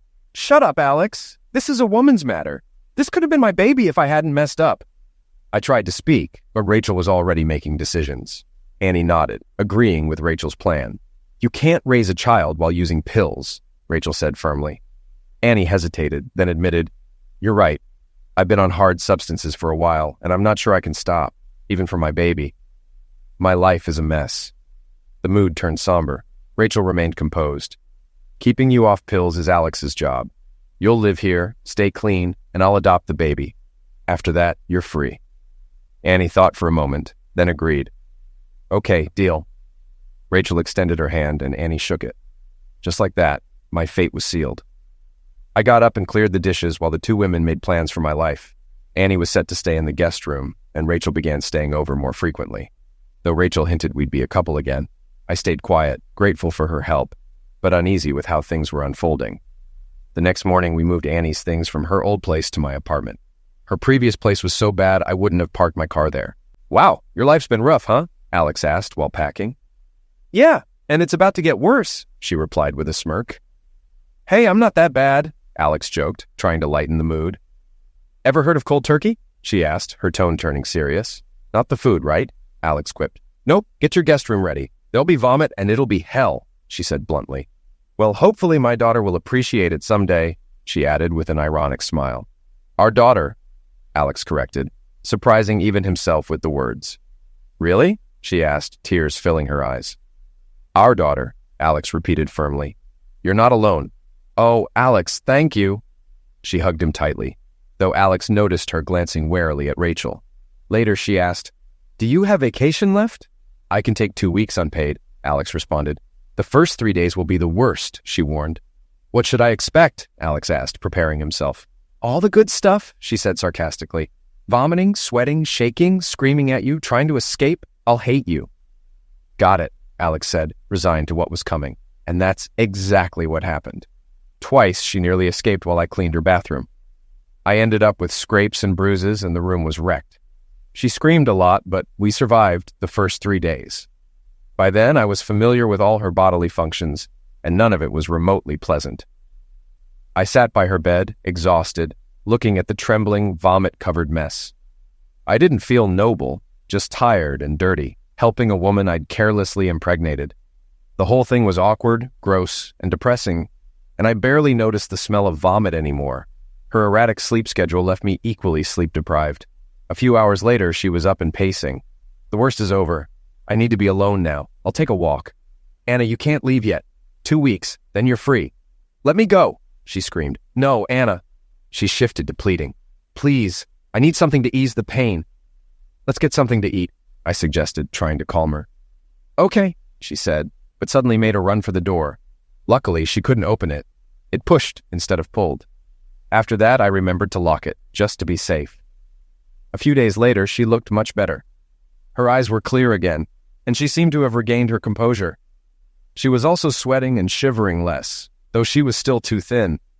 Now that her hair wasn't piled up and her skin wasn't so shiny, she was looking quite beautiful again. The worrying part was her attachment and emotional instability, which made me a bit uneasy. I couldn't tell if it was due to the pregnancy or the withdrawal, but she suddenly started touching me constantly, hugging and kissing me. That is, when she wasn't sitting in the corner crying or laughing. I couldn't fully avoid her emotional swings. When she was sad, it hurt me. When she was goofy, I usually joined in. When she was clingy, I enjoyed the closeness of this pretty woman. And when she was suddenly turned on, you can guess what happened. Suddenly, we were back in bed together, having sex again. It was intense, full of need and desire. I hadn't realized how much I wanted this little woman until now, but I really, really needed to have her, and I was sure she felt the same. It seemed like her withdrawal, with all the vomiting, shaking, screaming, and yelling, had somehow bonded us. I was still aware I was having unprotected sex with a courtesan again, despite my promise not to be that stupid anymore. But at least she couldn't get pregnant again. And surprisingly, I never felt like I was with a hooker. She was actually pretty shy and even cried a little afterward, clinging to me like a burr. I didn't mind, not one bit. We sat on the bed afterward, me feeling satisfied and still a little surprised. So I guess you don't hate me as much anymore, huh? I asked. Don't be so sure, mister. That was still my bad side. Wait until you see me at my best. No, really. I think I've beaten my demons now, and I'm starting to think straight again. No, I never hated you. You were just trying to help me and our baby, and I'm grateful for that. She smiled cheekily. She was very charming, and she was getting prettier every time. If this kept up, I'd have to fight guys off with a stick. Wait, what? Why do I feel like I need to protect her? Did I really think she was my woman? I decided to deal with this problem with a proven tactic, procrastination. In the weeks that followed, the Spencer family seemed very relaxed. Annie and I got to know each other surprisingly well. Being sick and getting yelled at seemed to have created a strong bond between us. It helped that I was no longer stuck in the role of prison warden. We grew closer every day, laughing a lot and having sex. I even noticed a few glances in my direction that might have been longing. Yeah, honestly, I was starting to look at her the same way. Of course, Rachel still visited us regularly, and she didn't miss the changes. Alex, you two aren't developing some kind of love relationship, are you? She asked. I'm not sure, Rachel. We're definitely getting closer. She looked completely shocked. Alex, don't do this to me. I feel like I'm so close to getting you back. Don't let me lose you to that fool, okay? Rachel, you know that. Yes, I know. I'm not asking for anything. You can do whatever you want, but you know I still haven't given up hope. Alex, I'm going to keep fighting for you. I won't give up, even if it takes decades. I just sighed and let the matter drop because Annie had walked into the room. I knew Rachel was struggling, but I was starting to see Annie as my girlfriend now. And I'm definitely a one-woman man. Annie and I grew even closer as I made sure she stayed away from pills, went with her to checkups, bought tons of baby supplies, and did everything else parents do to prepare for a new baby. We acted like a normal couple, and that's exactly how it felt to me. After our daughter Mel was born, everything became clearer. Annie, Mel, and I were a family, no question about it. The idea of giving Mel up for adoption now seemed absurd. Of course, we were going to keep her. Rachel noticed all of this during her frequent visits. Alex, I've lost you forever, haven't I? She asked. Yes, Rachel. What we had is over. Alex, please, she sobbed. This isn't fair. I know I completely screwed up that weekend, but I did everything I could to make things right. Doesn't that count for something? I don't know if it's fair. I belonged to you exclusively, but you were the one who separated us for no good reason. That meant we were both free to be with someone else, and that's what happened. It's not about fairness, and it wasn't intentional. There's no set price for what you did that weekend. You threw a bomb between us, and you never know which direction will be blown. In my case, it led me to Annie. Alex! She was openly sobbing now. I walked over and wrapped my arms around her. Rachel, you're still young and beautiful. Go find the right man, and don't do anything like that again, okay? No, Alex, I'll wait for you. No, don't. There was nothing I could do. I sighed. She was right. If she had chosen to throw her life away, that was tragic. But I couldn't stop her. That's how things ended with Rachel. It was sad because I once loved her, and things could have been great. But I didn't love her anymore. And she didn't love me either. I was starting to fall for Anna. No, actually, I was already completely in love with her. Her awkward, innocent, and charming ways, her sweet face, and her complete devotion to me. She practically worshipped me. The biggest difference with Rachel was that I actually trusted Anna, which was strange. I trusted a former pill dependent and courtesan, but couldn't bring myself to trust my ex-wife, who had only been wild for one weekend. The next few years brought us a small civil wedding, raising Mel, Rachel's disappearance, thankfully, and no recurring pill issues. Life with Anna wasn't always easy, of course. She still had major mood swings, but by then, I knew her well enough to handle it. The deep love we had for each other helped too. Mel was amazing. She had me wrapped around her little finger. Everything fell apart shortly after Mel's second birthday. I just put Mel to bed while Anna was still out shopping. Mel had worn me out again, and I collapsed on the couch, ready to zone out in front of the TV like usual. The doorbell rang the moment I sat down. Annoyed, I got up and opened the door.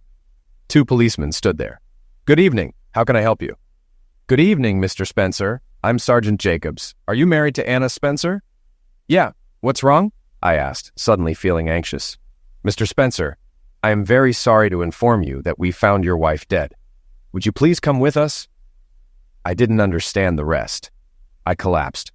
I'd kissed her goodbye just 2 hours ago. Was that the last time Mel or I would ever see her alive? Was she really never coming back? Would I never hear her laugh again? Never kiss her? Never hear her curse when she stepped on my foot? Never feel her snuggle into me? Never smell her scent again?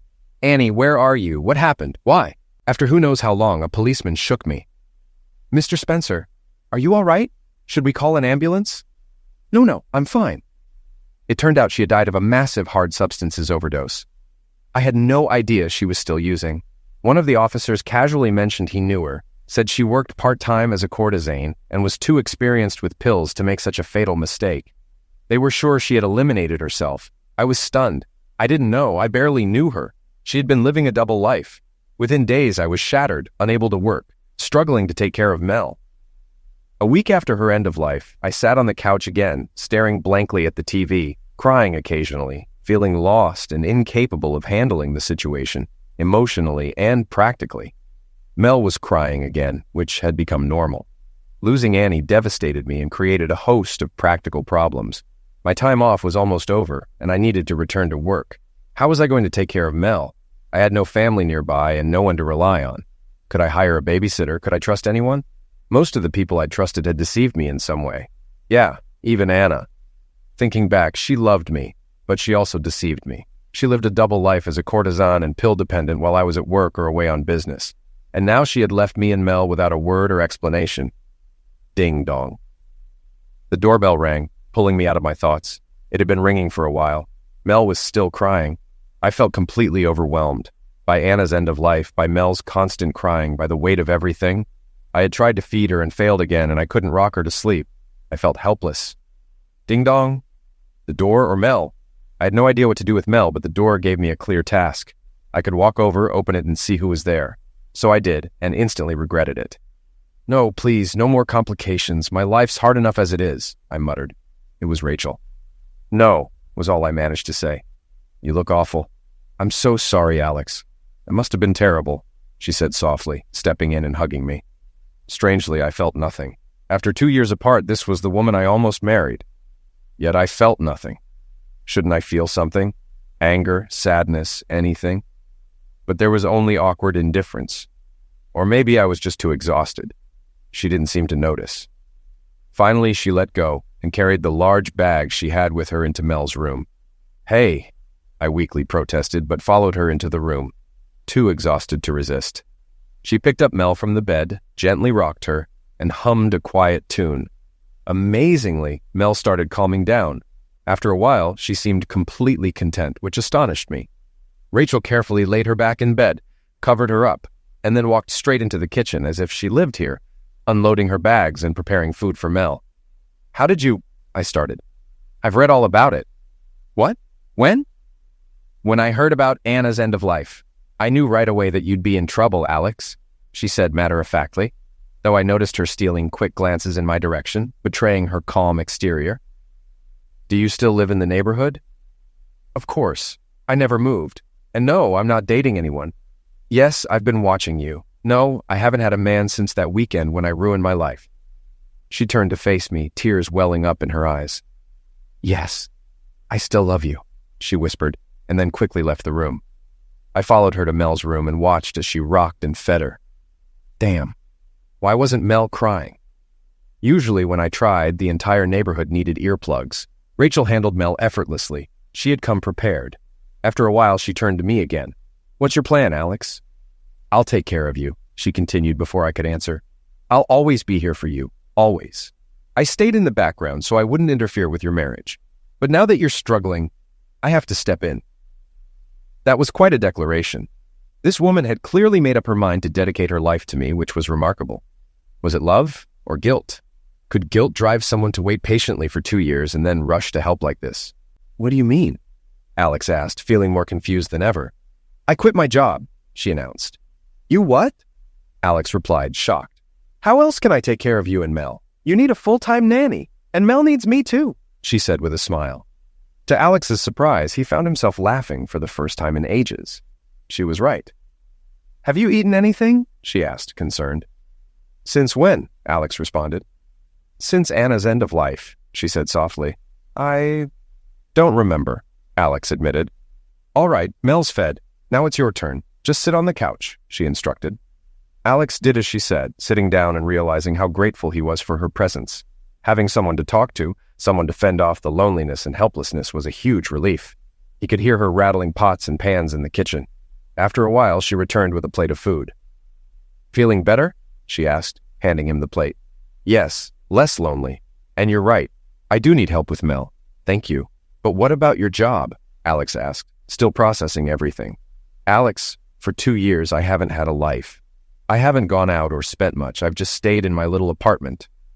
The only thing I spent money on was the gym," she explained. "You? The gym?" Alex asked, surprised. "Yes, I wanted to. Well, I'll explain later." She blushed a little. "Anyway, I've saved up a lot. I can live for almost a year without working.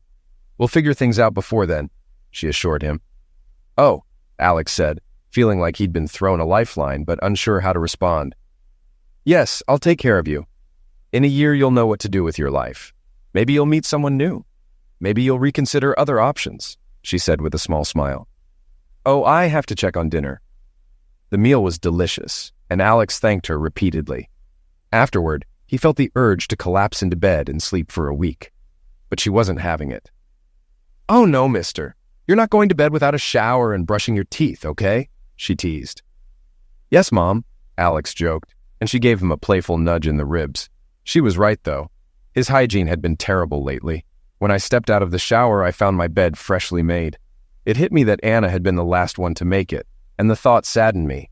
As I climbed into bed under Rachel's benevolent smile, I couldn't stop thinking about Anna. Was our love real? Could you truly love someone you didn't fully know? She clearly hadn't trusted me enough to tell me everything. Soon after, I drifted into sleep, something I hadn't done peacefully since Anna's end of life. The next morning, I woke up to breakfast waiting on the nightstand. I was surprised I had slept through the night, something that hadn't happened since it all began. How had Rachel managed to keep Mel quiet? She wasn't just determined to help me. She was also quite capable of it. I ate breakfast, feeling a comfort that had escaped me for weeks. A little while later, Rachel entered the room humming happily, holding a sleeping Mel in her arms. She made it all seem so easy. Could a baby really adapt so quickly without her mother? One thing was for sure. I couldn't move on from Anna that easily. I was still grieving, still shocked by her end of life and the double life she had led. It hurt deeply, but I was thankful for Rachel's help, even if I didn't feel any special affection for her. Not yet. Feeling better? she asked, sitting beside me. Physically, yes, thanks to you. Emotionally, I'm still in shock. I don't understand how this all happened. Are you talking about Anna's end of life? She asked softly. About everything. Anna's end of life, the sudden change. I feel like I'm drifting. If you want me to move out, I will, Rachel said quietly. I don't want to impose. No, don't. You're helping me a lot. Please stay. She nodded, and I noticed a tear escape her eye. A few days later, I returned to work, confident Rachel could handle things. She was amazing with Mel, managing everything, including my emotional state, while giving me space when needed. She never tried to kiss me, but she'd hug me when I was down. Exactly what I needed at the time. Alex, I need to visit my parents this weekend. Can you manage a few days alone? She asked about 2 months after Anna's end of life. I realized I didn't want her to leave. It wasn't about practical reasons. I needed her presence, which confused me. Rachel smiled when she noticed, exclaiming, "Yes, yes!" She hugged me, and I realized I still loved her. The feeling had been buried under stress, but it was there. Rachel kissed me for the first time in years, and I hadn't realized how much I needed it. Everything felt good again, even if just for the moment. The sex that followed was a little awkward, but we didn't care.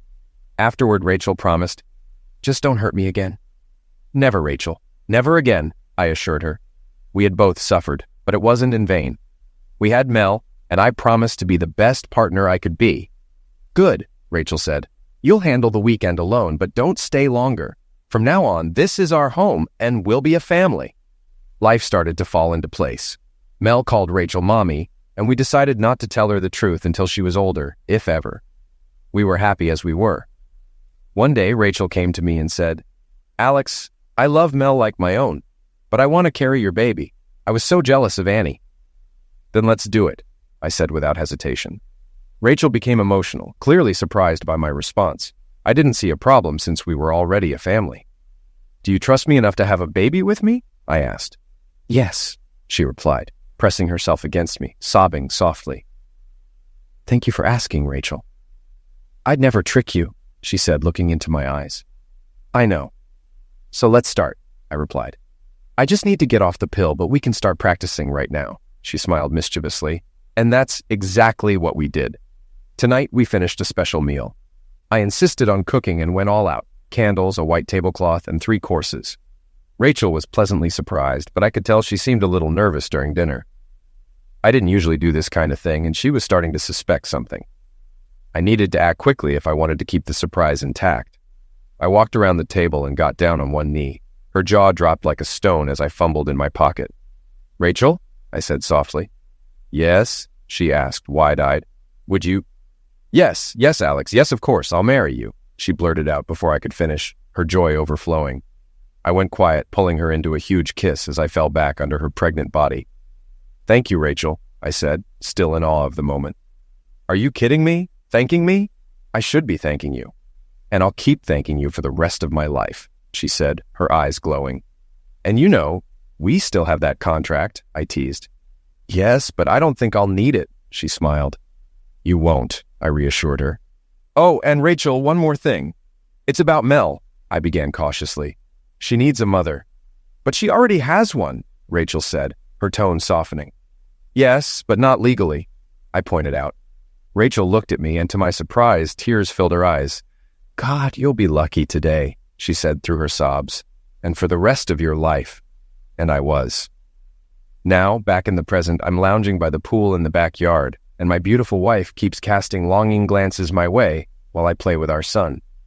The wedding was small, just in time for my overjoyed father to witness it before he lost his battle with cancer. Before the wedding, I had waited for any sign of Rachel's old madness returning, but she knew exactly what I was thinking and just smiled. "It's not happening, Alex. Not this time. I've learned my role," she said with quiet confidence. She was right. I just hope marriage turns out to be less complicated for others.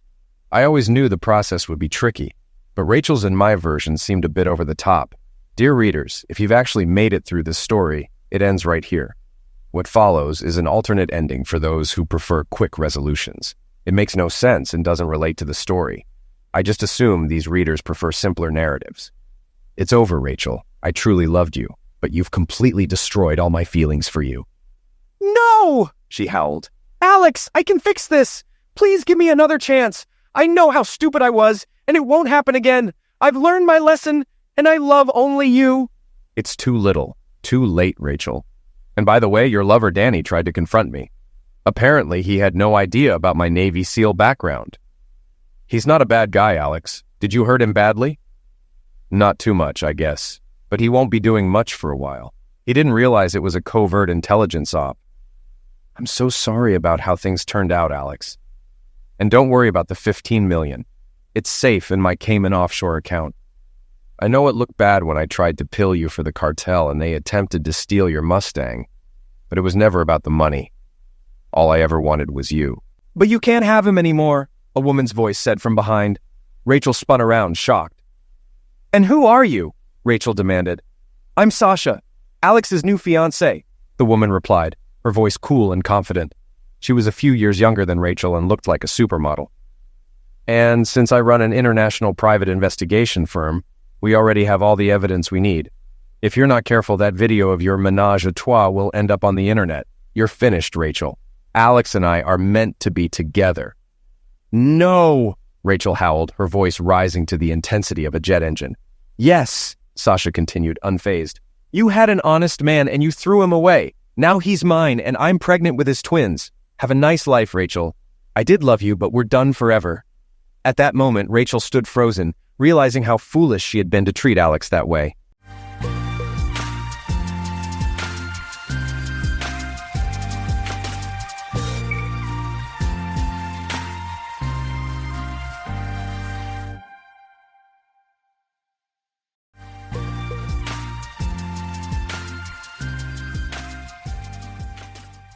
Looking back now, I can trace the path of my life to a series of moments that seemed insignificant at the time.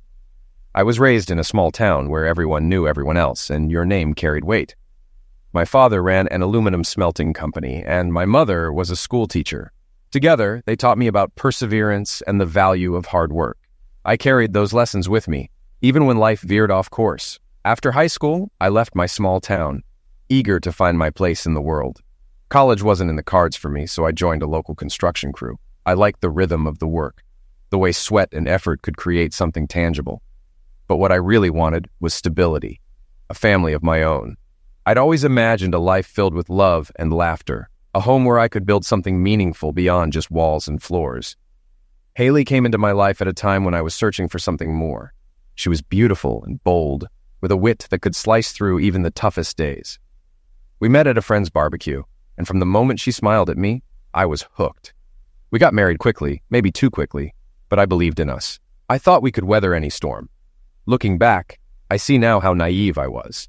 My name is Charles Klein, and for years, one date haunted me. April 20th, 2010. That day changed everything. I arrived home earlier than planned from a work trip, only to walk into a nightmare. My wife of 6 years, Haley, was in our bed with Trent Miller, a man whose presence I could barely tolerate on a good day. While it was painful, discovering her affair wasn't completely surprising. Haley had seemed unhappy for a while, unhappy with me and with our life. The financial crash had only made things worse. We bought our house right before the recession, and now we were underwater on the mortgage. Haley had been wanting out, and I thought it was just a rough patch. But the worst part was that she'd pushed for the house in the first place, and now she was complaining about the mortgage. Since Christmas, when she was upset over the gifts I gave her, Haley had been impossible to please. The only bright spot in my day was seeing our daughter, Tina. She always lit up when I came home. It was a relief compared to the coldness I got from Haley. I'm not sure why I married Haley. It was a mistake from the start. We were both coming off failed relationships, and we just got married because that's what everyone else did. But looking back, none of those reasons held any real meaning. The marriage was rocky at first, but I grew to love her. When Tina was born, I thought our bond had only gotten stronger. But now, I wonder if Haley was just a great actress or a master manipulator. Until last year, I thought our life was good. Strong relationship, good family. But I was wrong. I told Haley I'd be home Thursday, but I showed up Wednesday. She worked mornings and Tina was at school, so I decided to take a chance. I saw an unfamiliar car outside, and when I walked in, I heard noises from the bedroom. It wasn't subtle. I didn't need to sneak. I stood there long enough to take a few pictures on my phone. I wasn't angry at first, just deeply sad. Our marriage was over, and I knew there was no coming back from this betrayal. My life was about to fall apart. The financial strain was bad, but it would only get worse. I'd lose time with Tina, and I'd never share closeness with Haley again. But when Haley saw me, instead of apologizing, she screamed, "What the hell are you doing home early, Charlie?"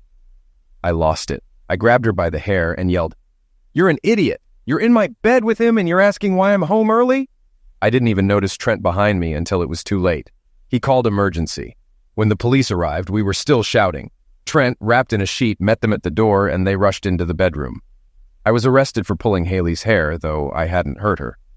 It took me a few days to come up with bail, and by then, Haley had taken Tina and emptied our accounts. I came home to an empty house. The next week, when I went to work, a bailiff was waiting for me. Haley had filed for divorce, accusing me of misuse. I countered with infidelity, but it didn't matter. The court sided with her, giving her custody of Tina and ordering me to pay alimony and child support. After selling the house, my credit was ruined, but I still had my job, though everything else felt shattered. If it weren't for Tina, I probably would have left town. At least I was cleared of the attack charges, but it didn't change anything. Most nights I found myself at Johnny's Tavern, listening to drunks talk about how they'd never let their wives cheat. They'd laugh and tell me I wasn't a real man for letting another guy steal my wife. After hearing that too many times, I started going to a different bar. One night, as I left Johnny's, I couldn't shake the feeling that everyone was judging me. At work, my colleagues either pitied me or treated me like I was pathetic. I began to consider the revenge talk I'd heard from those drunks, about how I should get back at the two of them for ruining my life. One Sunday, I had Tina for the day and we decided to visit my parents. After dinner, Tina went to her room to watch TV, and my parents joined me at the kitchen table for coffee. I wasn't planning on opening up, but something about that moment made me. I told them I felt powerless and needed to do something to feel like a man again. My dad, who had been quietly sipping his coffee, was the first to speak. "Are you thinking about revenge, Charlie?" he asked. "I'm not sure, Dad. I just can't do nothing," I replied. He put down his cup and looked at me. "Revenge is tricky. It might feel good at first, but it usually leaves you emptier. You get your revenge and then their friends come after you. It's a cycle." I respected my dad's wisdom, but in that moment, I wasn't in the mood to listen. I wasn't about to look weak. "Charlie, if you go after them, I'll be very disappointed. Let it go. Violence just makes things worse." A few weeks later, everything aligned. One night, after leaving the diner, I saw Haley and Trent across the street. They were leaving a restaurant, sharing a kiss, then got into a Lexus. As it pulled away, Haley's head dropped into Trent's lap. I stormed to my old Chevy and pounded the steering wheel. Once I calmed down, I started the car and drove off, telling myself I was being smart about it, planning every detail. A few weeks later, I tracked Trent down and caught him alone at night. I struck his ribs with a baseball bat, making sure not to seriously harm him, but to cause him discomfort. I broke his leg and severed his arm before hearing someone shout from a house nearby, "Stop! I've called the cops!" Panicked, I threw the bat, my jacket and mask into a dumpster. When I picked up Tina next, Haley confronted me, asking if I attacked Trent. I just smirked, saying nothing, enjoying the uncertainty I'd left her in. Of course, the cops started questioning me, but I denied everything, claiming I had been home alone. The bat was never found, but a drunk from Johnny's Tavern testified, lying about me bragging about the attack. The cops and DA pressed charges for aggravated attack and attempted homicide. I was stuck with a public defender, and although the DA's case relied on circumstantial evidence and false testimony, it was enough. At trial, I was acquitted of attempted homicide, but found guilty of aggravated attack. I got 5 years in prison, but there was some relief. Trent's injuries weren't as bad as they seemed. Then, on October 16th, I met my new cellmate, Ronald Iron Ron Young. I wasn't gay, but in prison, your options are limited. Ron and his Aryan gang wouldn't let me live peacefully unless I complied. It was simple: submit or die. 6 months later, my mom visited. She told me Haley had married Trent and moved to Texas. They wouldn't let my parents see or talk to Tina. My mom tried to reach Haley's mother, but she just laughed. "Cruelty runs in their family," she said. I told my mom I never cheated on Haley. She's the one who did this. I'm working with a prison attorney. Maybe the judge will let me see Tina again. By the end of the visit, my mom started to soften. She promised to visit again, but we didn't discuss the darker parts of prison life. I won't go into all 5 years. I didn't change much. I didn't use my time to better myself. I spent my first year lifting weights, channeling my anger toward Ron, Haley, and Trent. By the end, I was a solid 210 pounds, my 6'1" frame hardened by rage. A year in, Ron got a new cellmate, Kevin Johansson. I was moved out and had to fend for myself. The first time 2 guys came after me, they ended up in the hospital, and I was sent to solitary for a month. Unfortunately, my first parole hearing was that same month and wasn't postponed.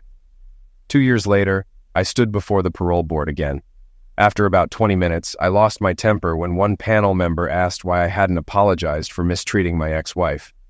All the bitterness I'd bottled up exploded. I was married to Haley for 6 years. I never touch her, but she had an affair in our bed. The only thing I did was attack him out of weakness, and that's why I'm here. In prison, I had to fight for survival, for my dignity. The justice system let her accuse me of misuse, take everything, and keep me from seeing my daughter. How is that justice? Unsurprisingly, I served my full sentence. For 5 years, I heard nothing from Tina. My efforts to regain contact with her went nowhere. I didn't learn much in prison except how to scam people online. When I got out, I worked at a warehouse unloading trucks. It wasn't glamorous, but it kept me busy. Meanwhile, I created an online identity for Amy Carson, a widow raising money for an animal shelter. Through her fake website Save Our Furry Friends, I collected donations and sold stolen credit card info. Within 2 months, I made $21,000, enough to move forward with my post-prison plans. I needed to feel alive again, so I decided to go all in. I'd been without a woman for over 6 years and was desperate for the experience. Armed with a medical certificate and $700, I went to a bar. When I met Candy Sweet, I was taken aback by her beauty. "Charlie," she said with a smile. "Why the pants?" I asked, noticing she wasn't wearing a skirt. "Because tonight I'm spending it with a man who paid $600 plus tip," she replied, grinning. I wasn't bothered by the fact that Candy had a prosthetic leg, even if some clients had asked for discounts. I ordered a drink and sat beside her. Soon, I noticed a guy staring at me, but I kept calm. He offered to buy me a drink, but I politely declined, telling him I was waiting for someone. Candy put a hand on my shoulder, signaling me to stay composed. I stood up, handed the guy a $20, and said, "I appreciate the offer, but I'll take care of my companion's drink." I made sure he saw the scars on my hands from years in prison. After a tense moment, he took the $20 and walked off, saying, "Enjoy your evening." Candy smiled. "Thanks for handling that. Could have gotten ugly." I raised an eyebrow. "How do you stay so calm?" Candy grinned. "It's too soon to talk about me. Let's focus on having a good time tonight." The bartender gave me a free drink. "It's on the house," he said, nodding. "I appreciate how you handled that situation. Had a fight last week, cost me $400 to fix the damage." I raised my glass in thanks and sipped it slowly, feeling the warmth spread. After finishing our drinks, Candy and I walked outside. "I've got a room next door," I said. "Want to grab something to eat before we head up?" "No, maybe later. Pizza or Chinese?" she replied casually. "It's all on you," I said with a grin, leading her toward the hotel. In the elevator, I couldn't stop smiling. Candy looked up at me, curious. "What?" she asked. I smiled wider. "You're just incredible." We entered the room, and it didn't take long for things to heat up. Afterward, we collapsed into bed, resting for a bit. "That was unexpected," I admitted, catching my breath. Candy glanced at me with a playful smile. "What was?" "I didn't think it would be that good, and I sure didn't expect you to enjoy it so much," I said, still a bit stunned. Candy chuckled. "Well, I am a professional," she said with a teasing laugh, but there was no judgment in her voice. I sighed. "I've never paid for this before. I always assumed someone who did this for a living would be, a little more distant. Like, they'd be faking it, but you weren't faking anything." "Thanks," she said softly, her tone warming. "You want to order now?"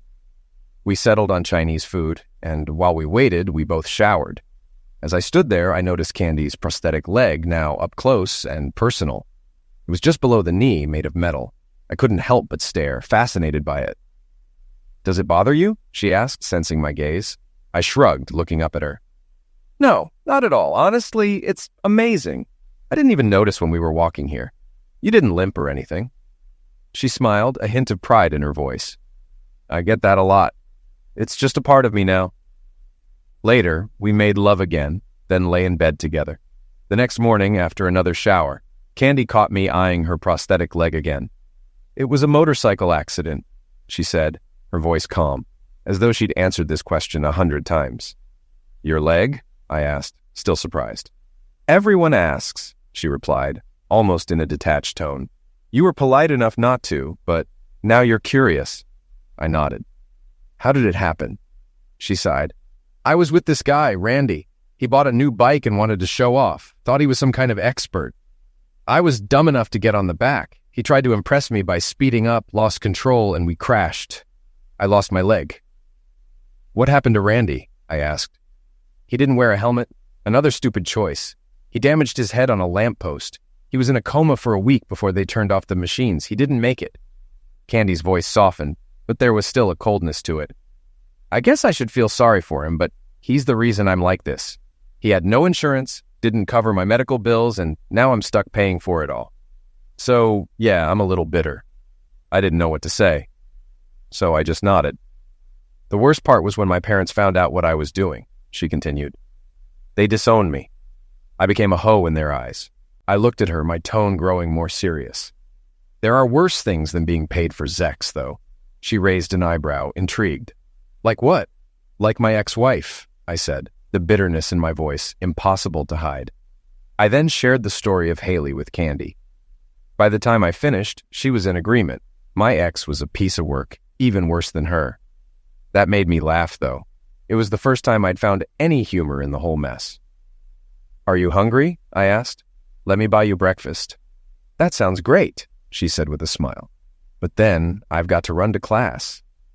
She paused for a moment before adding, "I'm not going to do this forever. Being a promiscuous for a living, it's not my plan for the long run." I looked at her, hearing the finality in her words. "You know, people talk about guys falling in love with women like you. And with someone like you, I get it.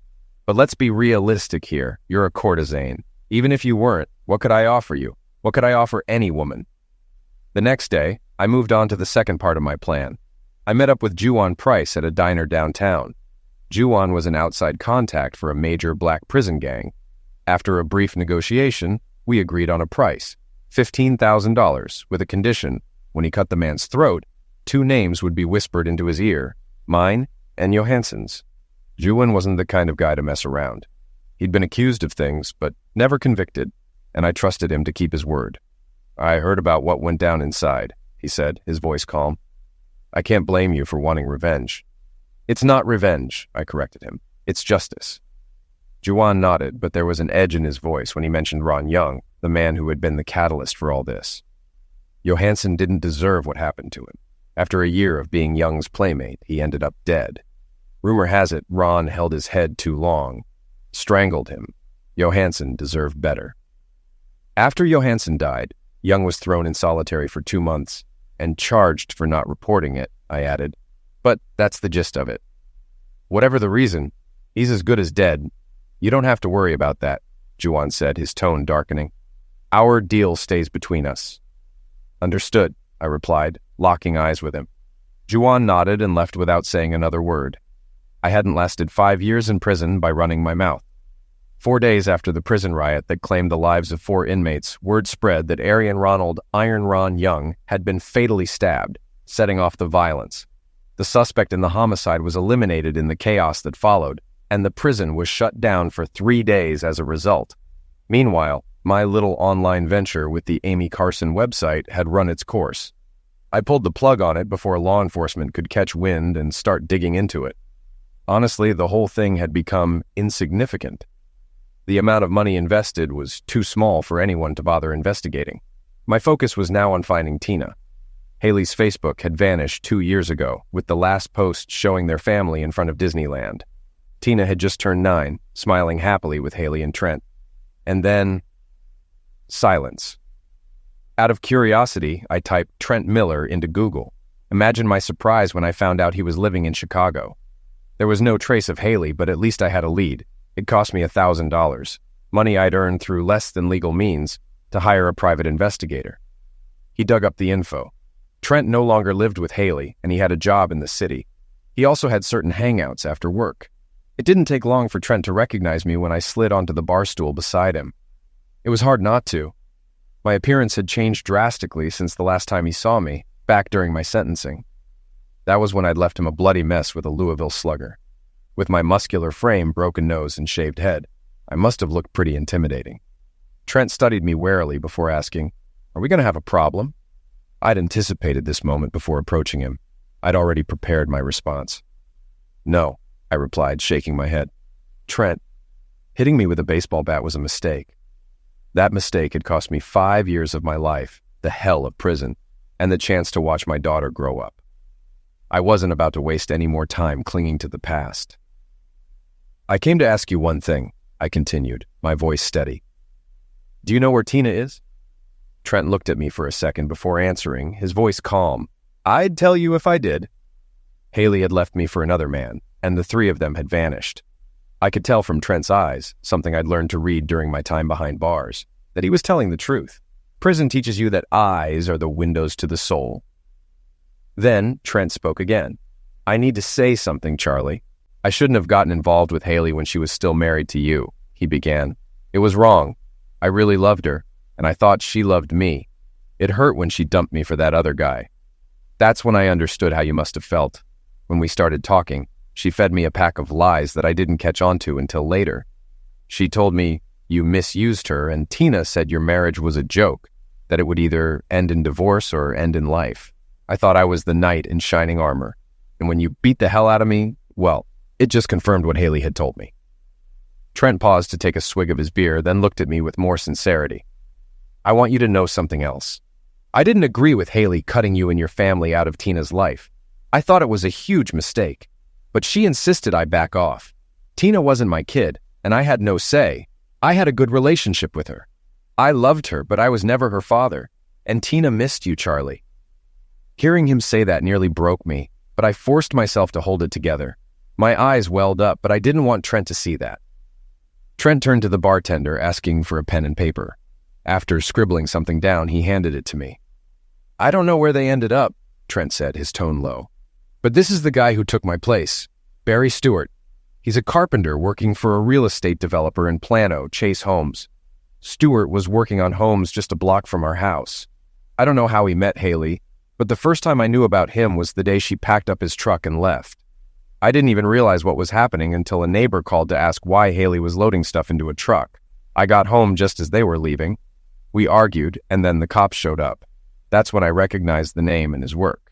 The cops didn't detain them, and they drove off. Later, I found a note in the kitchen, just said goodbye. Our accounts were drained. I spent thousands trying to find her, but nothing came of it. A year later, I sued her for infidelity and abandonment, sold the house, and moved here." There was bitterness in Trent's voice as he finished, and I could hear the grudge he still held against both Haley and me. "I just wanted to see my daughter," he added quietly. I thanked Trent for the information, bought him another drink, and left the bar feeling uncertain about my next move. Trent had spent thousands searching for Haley, so why would I waste my limited resources doing the same thing? But there was one person who likely knew where Haley and Tina were, and that was Haley's mother. It would be a risk, though. If I got caught, I'd be back in prison. But I couldn't think of any other way. Margaret Turner was a creature of habit, a woman who didn't change. Every Sunday, she went to church at 9 a.m., and she always left a spare key hidden in the faux stone by the patio door. She probably thought her Rottweiler, Brutus, was all the security she needed. At 9:02, I climbed over the fence from the alley behind her house. The key was exactly where it should be. So I unlocked the door and stepped inside, hearing Brutus growl in the distance. The low growl echoed through the kitchen, a sound that would have sent most people running. But not me. Brutus rounded the corner and spotted me standing there, and in a moment of recognition, he reared up on his hind legs and licked my face. 6 years had passed since he'd last seen me, but that didn't seem to matter. He remembered the man who had adopted him from the shelter, trained him to sit, stay, and come, and who'd given him treats every time I visited Margaret's house. While Brutus was busy reacquainting himself with my face, I casually walked over to the counter and grabbed a dog treat from the cookie jar that Margaret always kept there. I tossed it onto the floor, and Brutus eagerly scrambled to snatch it up. I used the brief moment to look around.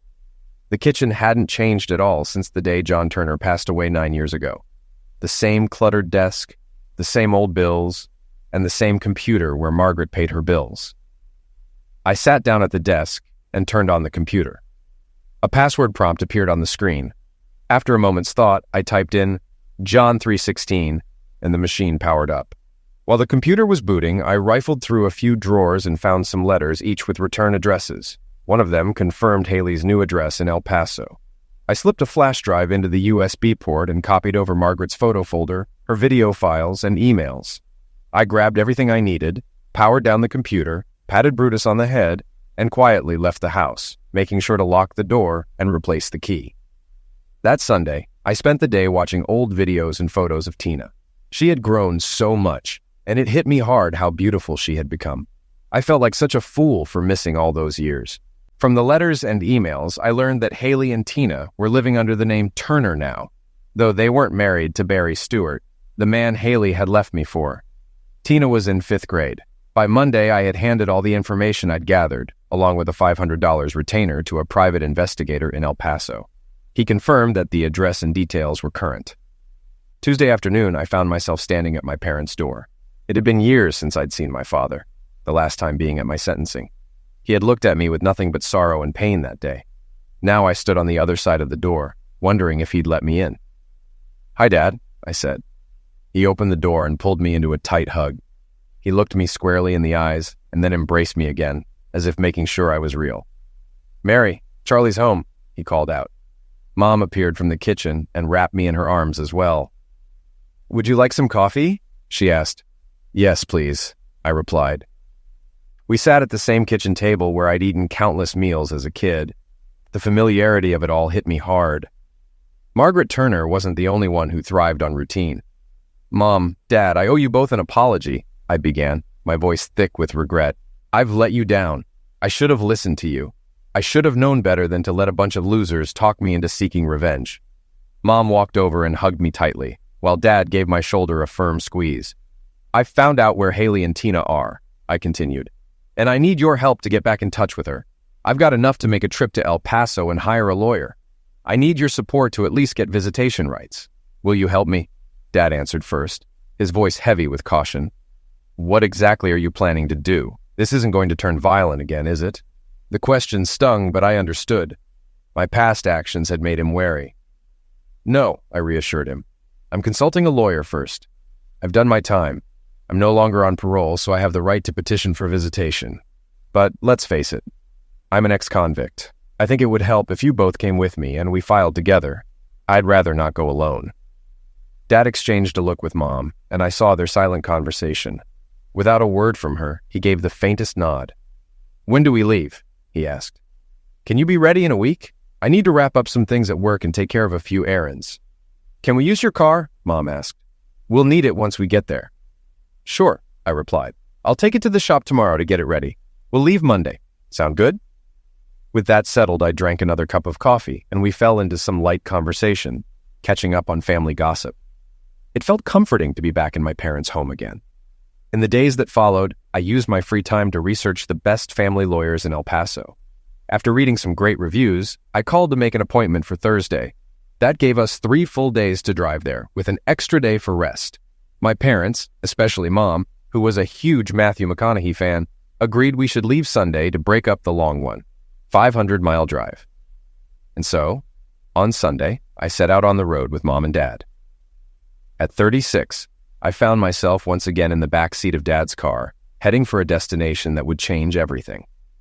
As we passed through town, Dad reminisced about his own road trips. He told us how, when he was just 3 years old, his family had driven Route 66 to Los Angeles. Back then, it wasn't all freeways, just 2-lane roads, and you couldn't drive more than 400 miles a day. It took them 7 days to get to California.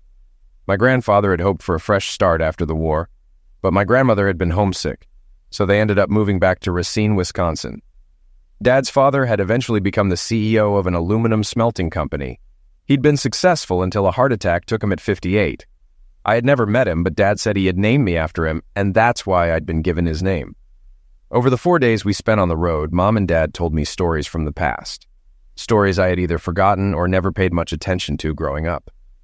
I had left home when I was 18, and it had been years since we'd spent this much time together.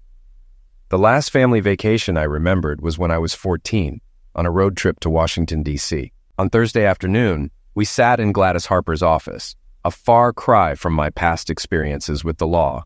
This time, things felt different, positive even. I laid everything out for the lawyer, my conviction, my prison sentence, how Tina and I were kept apart, how my parents suffered the same fate. I shared the details of my divorce from Haley, her marriage to Trent, and my own divorce from him. When I mentioned Trent suing for infidelity and child abandonment, Miss Harper's interest peaked. It didn't paint me in a flattering light, but it certainly didn't make Haley look like a saint either. The moment my mother broke down, unable to hold on to her granddaughter, any remaining reluctance on the lawyer's part vanished. I paid her deposit, and she immediately began preparing the necessary paperwork. All we had to do now was wait. We decided not to stay in El Paso over the weekend. Instead, we headed to Big Bend National Park, though our minds were still occupied with the legal matters in El Paso. Despite everything, we were able to enjoy the park's peaceful beauty along the Rio Grande. 4 days later, Miss Harper called to inform us that we needed to meet her on Tuesday morning to prepare for a hearing before a judge. Tuesday afternoon, Gladys Harper was in full swing. She had even secured a signed statement from Trent Miller confirming that Haley had ended their relationship and cut off his connection to Tina. Trent, however, had made one stipulation, that Tina be told he hadn't abandoned her and still loved her. We reconvened in the courthouse lobby, heading toward the judge's office. It didn't take long to realize that Miss Harper and the judge had a solid working relationship. We answered the judge's questions, and then Miss Harper made it clear that, at this stage, we were only seeking a preliminary meeting with Tina to reestablish contact. She suggested having a court-appointed social worker accompany us. Miss Harper also emphasized that, due to Haley's previous actions in preventing the Kleins from seeing Tina, and later doing the same with Trent, we asked that Haley not be notified of the meeting. She would likely try to delay it and manipulate Tina further. I couldn't believe it when the judge granted our request and scheduled the meeting for the next day. We were to pick up Tina from school with the court order in hand, accompanied by Miss Harper and a social worker. We had 3 hours to speak with Tina at a local cafe and then return her home. Stepping out of the courthouse into the bright Texas sun, I felt lighter than I had in years. It took all my willpower not to hug Miss Harper on the spot. She assured me that she was already working on the follow-up paperwork to establish visitation rights for me and my parents. "We'll meet tomorrow at 1:45, she said. "The social worker will go with you to the school. Once you pick up Tina, I'll step back, and the social worker will stay with you until you return Tina to her home. Don't mess this up. Stay calm, stay sober, and no matter what happens, especially if Tina's mom causes a scene, stay composed. Expect her to make a scene, especially in front of the social worker. That could actually help our case. Treat the social worker like a friend. She might become one when we go back to court. The judge has given us an invaluable opportunity. Don't waste it." With that, she left us. I hugged Mom and Dad, thanking them for all their support. The next 22 hours seemed to stretch on endlessly. We stayed close to the hotel, grabbing a quick meal at a diner across the street. Part of me feared something would go wrong. What if Tina wasn't at school when we arrived? My parents tried to reassure me, but I could see the same concern in their eyes. The next afternoon, we arrived at Miss Harper's office at 1 p.m. 35 minutes later. A short, stout woman, Miss Marie Hernandez, introduced herself. She explained her role as a social worker and how she would observe the situation without being intrusive. She had clearly read the case files, as she was particularly kind and understanding toward my mother, almost as a fellow grandmother. Miss Hernandez gave us helpful advice on how to approach Tina, especially after such a long and traumatic separation. I was especially grateful for her guidance, as I was anxious about how Tina would react to me. We arrived at Tina's school 30 minutes before dismissal. The principal and vice principal reviewed the court order, consulted with the district office, and spoke with their legal department before agreeing to release Tina into our custody. 10 minutes before the bell rang, Tina was brought to the vice principal's office. The first person she saw was my mother, and Tina's face lit up with recognition. She rushed into my mom's arms, and Mom dropped to one knee, hugging her tightly and crying openly. When Tina saw my father approaching, she cried out, "Daddy!" As a child, she had mispronounced Grandpa, and the name stuck. Daddy scooped Tina up into his arms, kissing her on the nose, and Tina turned her gaze toward me. Her hesitant daddy showed just how much I had changed since the last time we saw each other. It was exactly as Mrs. Hernandez had advised. let Tina reconnect with her grandparents first, as they still looked the same and shared a unique bond with her. I knelt down, arms wide, silently praying that Tina would accept my hug. To my relief, she did, throwing herself into my arms. Our reunion was abruptly interrupted when the vice principal walked in with Haley, who had been waiting in the school parking lot to pick up Tina. Haley looked around the room, furious. "What the hell is going on? What are you doing here? Leave Tina alone!" she shouted. Miss Harper stepped forward, handing Haley a copy of the court order. "Miss Turner, this court order grants Tina's father and grandparents the right to visit with her today for 3 hours. They will be accompanied by Mrs. Hernandez to ensure Tina's safety and that they return her to you within that time." Haley barely glanced at the papers before tossing them aside. "I don't care what these papers say. You can't just show up and take my daughter. Those people have no business here. She's my daughter." Haley lunged toward Tina, but Tina instinctively hid behind my mom. Mrs. Hernandez immediately stepped in front of Haley, recognizing the shift in the situation. "Miss Turner," Mrs. Hernandez said firmly, "do you want me to call the police? If you keep this up, I guarantee you'll be arrested and held until you calm down and stop threatening people." The tension in the room was thick, but at least it felt like the first real step toward getting Tina back. At that moment, the assistant principal stepped in, trying her best to calm Haley down. She ushered Haley into her office, giving us a chance to slip away with Tina and Mrs. Hernandez. The four of us headed to a small cafe a few blocks from the school, while Mrs. Hernandez sat at a nearby table, keeping an eye on things. Earlier, Mrs. Hernandez had given us some advice on how to approach Tina after such a long separation. We followed her suggestions, and I believe it made all the difference. Tina didn't seem scared, but my heart shattered when she tearfully asked, "Daddy, why didn't you ever call me or send me letters? Why didn't I ever get birthday cards?" Thankfully, I had anticipated this question. I reached into my mom's purse and pulled out a large manila envelope. "Tina, I thought about you every single day we were apart. I sent you cards, postcards, and letters. They all came back to me, though. Your mom sent them back. She didn't want me or your grandparents in your life." I showed her the envelopes, each stamped "Return to Sender," with Haley's handwriting on them. "Twice, I hired lawyers to try and get her to let me talk to you." "Why did she do that, Daddy?" Tina asked again, confused. "I wanted to say because your mother is cruel, but I held my tongue." I took her hand gently and said, "One day, you'll have to ask your mom about it, but not today. Today, let's just talk, okay? You, me, and your grandparents. We all love you and want to know what's been going on in your life. How's school? Do you play any sports? What are your friends' names?" The 3 hours passed in a blur. We drove to Haley's house, making sure to respect the time limit.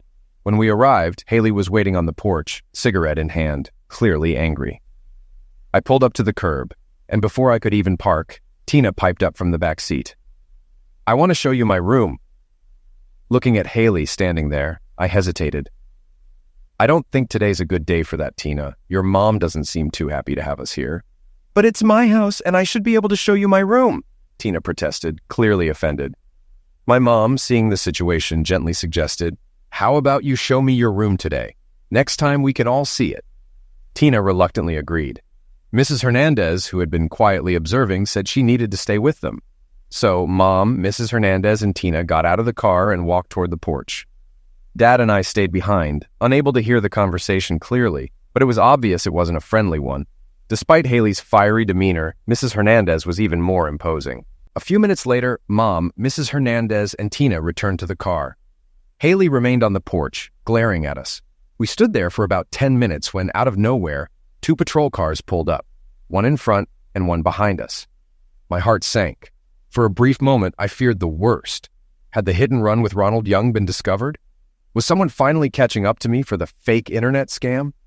Just as I was about to panic, 4 officers stepped out of the cars. Barry Stewart pulled into the driveway and hurried up to the porch. Mrs. Hernandez was the first to meet the officers at the front door. Dad and I watched as the police cuffed Haley and Barry. My mind was spinning. What is going on here? "Stay in the car, Charlie," Dad ordered, his voice firm. I wanted to jump out and run toward the scene, but he stopped me. "Let me handle this," he said, not giving me a choice. Before Dad could even open the door, Mom rushed out of the house and climbed into the back seat of the car. I was dying to ask her what had happened, but I could see the confusion on her face too.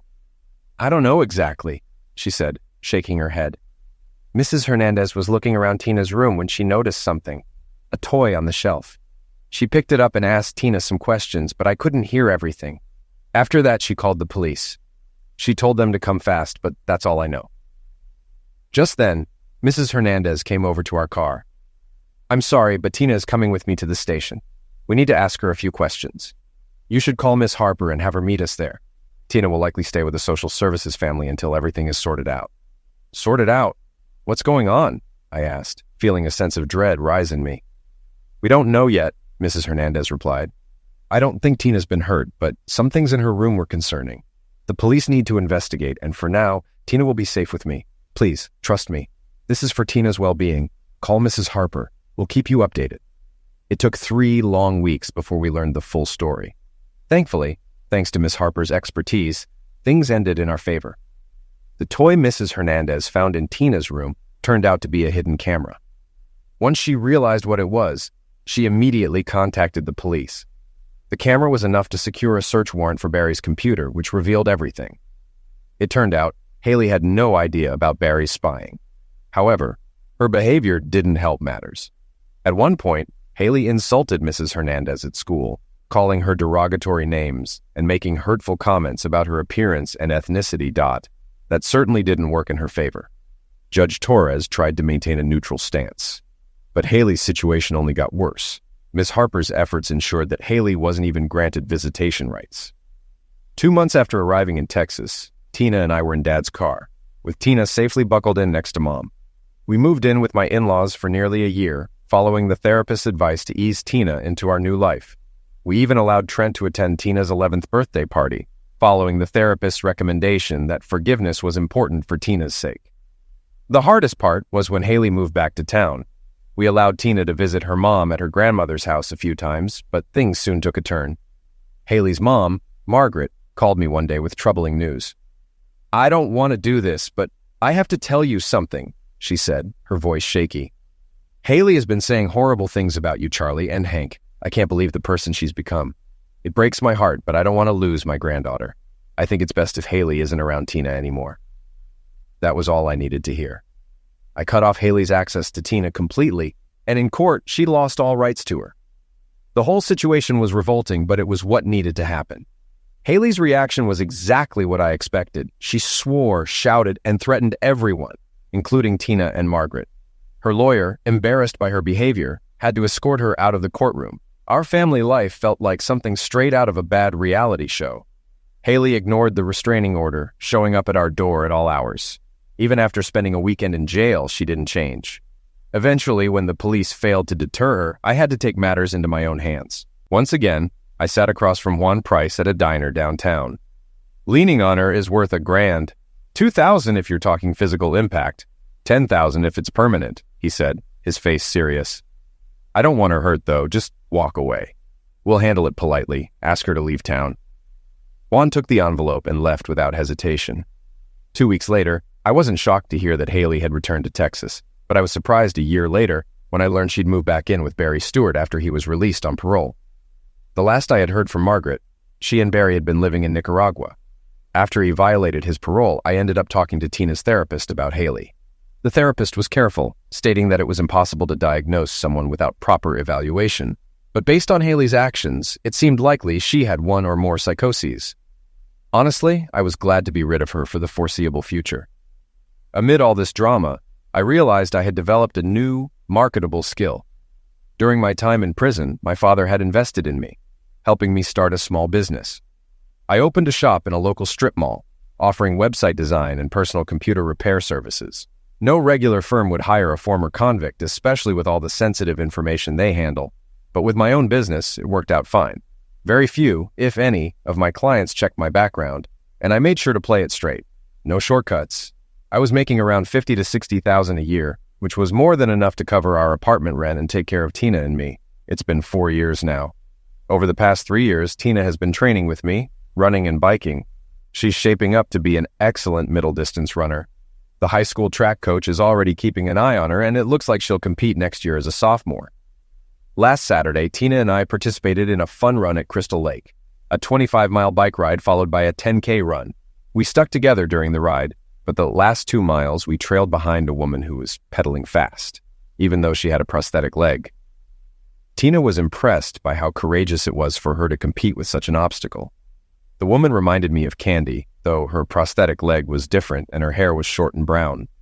I kept my eyes on the road and didn't look at her face as we passed. The memory of Candy made me uncomfortable, especially since I was with my daughter. Not the best time to get sentimental. We switched from bikes to running, and 42 minutes later, as we neared the finish line, a woman passed us, finishing just ahead. Tina approached her while we caught our breath and introduced herself. The woman stood with her back to me but smiled warmly, accepting Tina's handshake. "That was amazing, thank you," Tina said. I stayed back, letting them talk. It's just like Tina to make new friends wherever she goes. Lately, she's been trying to play matchmaker, encouraging me to talk to women she meets. After a few moments, Tina turned back to me and said, "This is my dad, Charlie Klein." Then she added, "Dad, this is Casey Sweeney." The name hit me like a ton of bricks. Casey.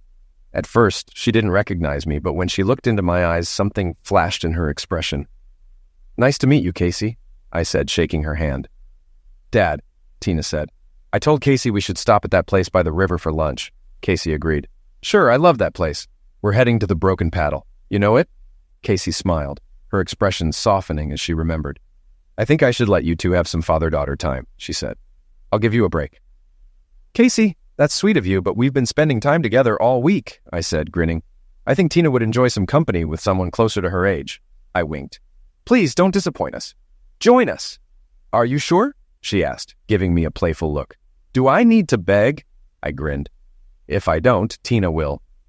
"Okay, I'll meet you there," Casey agreed. As Tina and I packed our bikes into the car, I silently hoped Casey wouldn't back out.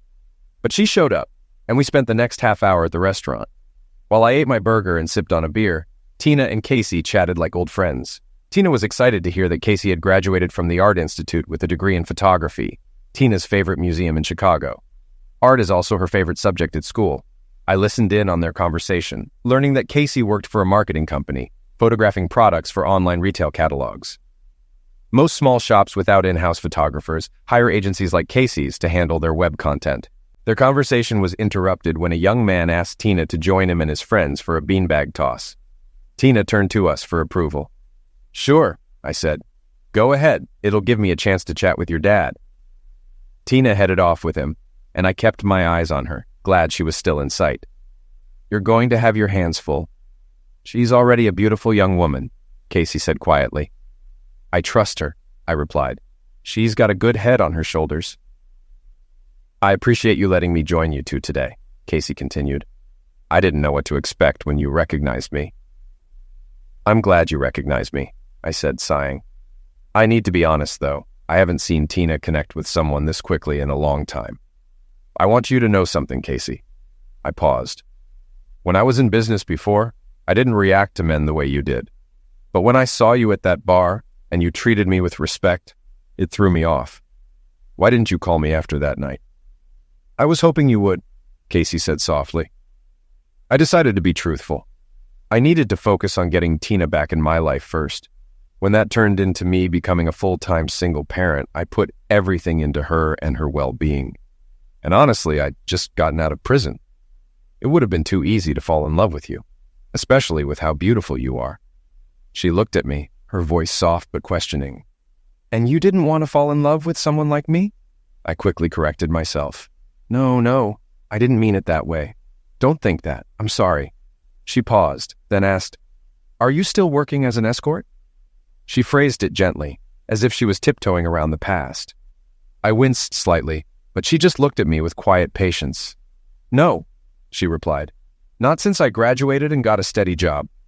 I have a good income now, with health benefits. I quit the day I was hired.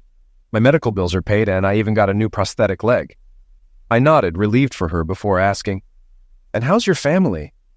I remember you were estranged from them for a while." She smiled faintly. "You have a good memory." Then her expression softened. "Mom and I are talking again. Dad still has a hard time accepting what I did, but he's trying. He'd rather mortgage their house than see me back in that life." "But I couldn't do that to them. It's been 3 years since my last date, and while it's still hard for him, I think he's starting to forgive me. We spent the rest of the time talking about Tina and work. When Tina returned to the table, we got ready to leave. "Dad, can Casey come over for dinner next weekend?" Tina asked, her eyes sparkling. All I could think at that moment was how proud I was of my smart, thoughtful daughter. Little did I know that dinner would be the start of something much more. Casey and I have been dating for over a year now. I've been thinking about proposing to her soon. Tina loves her, and the two have become best friends. Before I ask Casey, though, I plan to ask her father for permission. Hopefully it'll help them reconcile, though it's been slow going. As for her father, like most men, he wonders why Casey's past doesn't bother me. Maybe it should. But after talking it out with her, we both agree that fidelity in marriage is non-negotiable. Some might call me a fool for marrying a woman with such a past and allowing her into Tina's life, but I don't see it that way. 2 years before that race in Crystal Lake, I was dating a nice woman and things were getting serious. Then one day, she asked me about my missing front teeth. I decided to tell her the full truth about my past, including my run-in with Ron Young. She didn't take it well and soon became distant. After a few months, she disappeared from my life completely. It was clear she couldn't accept the things I had done to survive prison. So when things got serious with Casey, I knew I had to tell her the truth. I told her everything, hoping she'd understand. She looked at me for a long moment, then said, "Sometimes we do things we regret to survive, but that doesn't mean we let it define us. You're still Charlie Klein, a good man and a loving father. You're who you've always been. If you need to forgive yourself for what happened in prison," she said softly, "start today." She hugged me, and I didn't need to hear anything else. Sometimes the right person's forgiveness is all you need to start living a better life. Life has a way of coming full circle, doesn't it? There I was, standing in my living room, surrounded by laughter and the smell of Tina's favorite chocolate cake baking in the oven. Casey was at the kitchen counter, her prosthetic barely noticeable as she playfully argued with Tina about which frosting to use. Watching them, I realized something profound. For all the twists, mistakes, and hardships, I'd finally found a sense of peace. It wasn't perfect, not yet. There were still days when I wrestled with the shadows of my past, but they felt more like distant memories than a weight on my chest. Tina's accomplishments, her track meets, her art exhibits, became the anchor that kept me grounded. And Casey? She reminded me that love, when built on trust and shared understanding, could heal even the deepest wounds. Later that evening, as the three of us sat on the porch watching the sunset, Tina turned to me and said, "Dad, I'm glad you're happy. We deserve this." For the first time in years, I believed her. Maybe the road to this moment wasn't easy, but it led me here, to a family forged not by perfection, but by perseverance. And in the end, that was more than enough.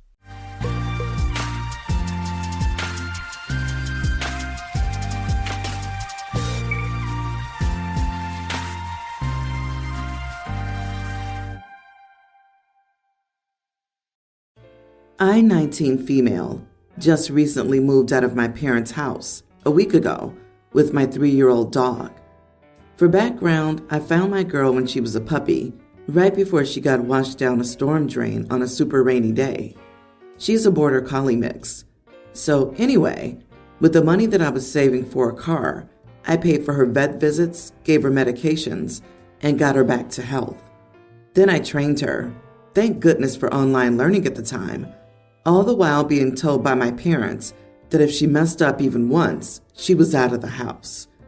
Fast forward to the past year, and my parents have now started to pass her off to my little brother because he wants his own dog now, to the point where they tried to change her name. While he wants a dog, my brother's not mature enough for one. A week ago, he got upset because she went to the door and pressed the out button. I taught her how to press a button when she needed to walk, and he started to yell at her for it. I yelled at him and told him to back the heck off. Then my parents yelled at me, saying he was allowed to discipline his dog. I lost it, took her out, and then back into my room when we got home. Without telling them, I started looking at the cheapest places to get into and now live in my own apartment. It's not ideal, but it's cheap and a 30-minute bus ride to college and work.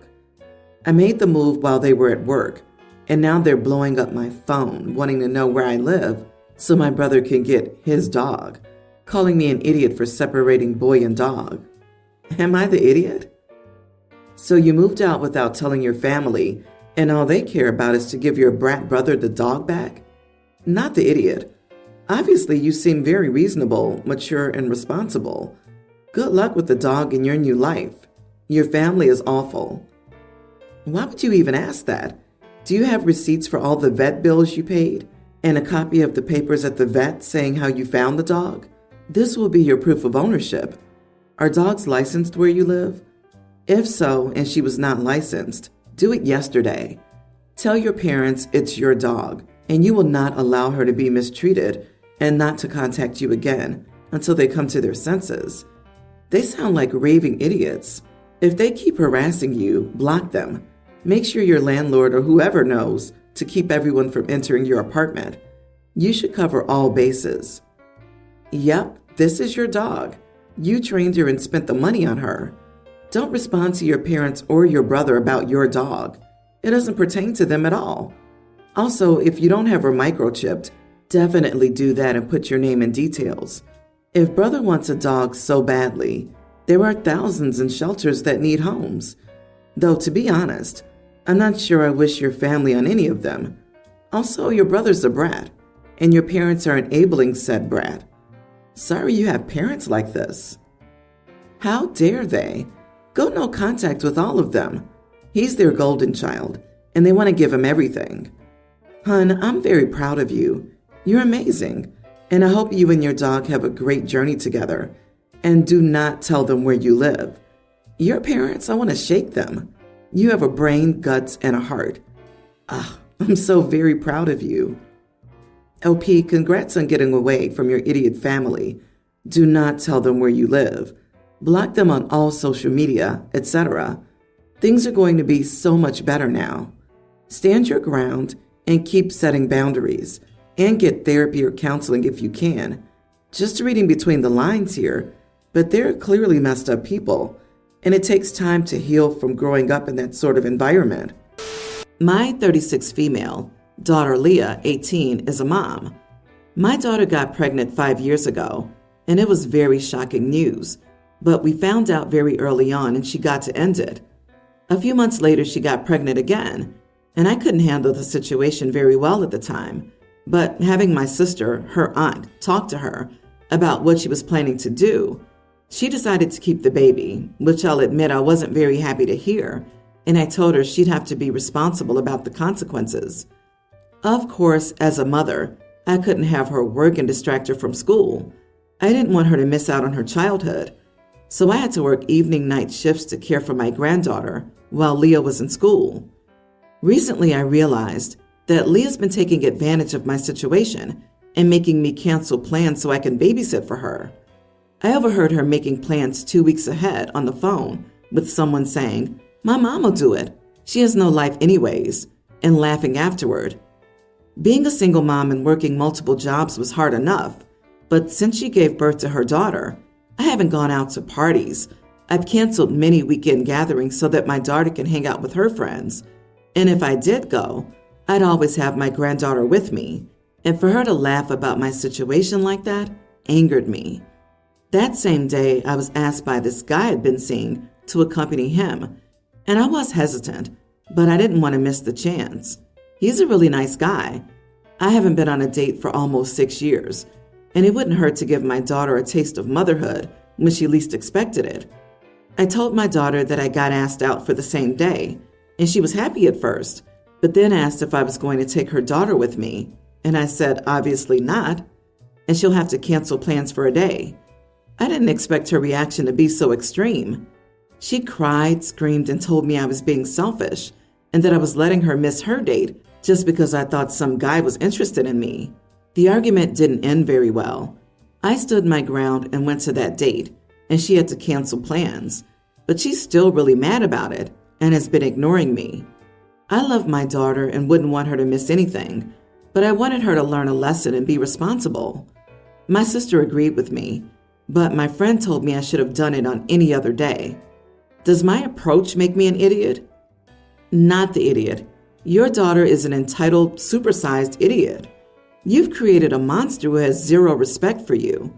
You should quit being the mother to her baby. I cannot refer to it as babysitting because I suspect that you've been more of a mother to this baby than she has. She chose to have this baby and she needs to raise it. If she doesn't, get ready to be a grandma again within 1 to 2 years max. Why should she try to prevent getting pregnant again when you're the one facing all the real lasting consequences of having the baby? Yeah, that drove me nuts. I hope from now on, OP prioritizes her own life and happiness more. Her daughter has a responsibility to learn how to be a mother to her child, not expect others to put their lives on hold to play babysitter all the time and then say they have no life. OP, your kid needs tough love. You need to stop canceling your plans and let her deal with her own child. What got me was, I, 36 female, have a daughter, Leah, 18, followed by, her pregnancy was very shocking news. So a mother who had her kid at 18 is very shocked her daughter got pregnant and had a child at 18? Honestly, I hate them both. She refers to the baby as it. She's flippantly talking about motherhood. You both just needed to be adults for once and screamed and cried about who deserved a date. How about this? Neither of you. You're horrible people and need to realize what's important. Everyone's the idiot here. You created this situation.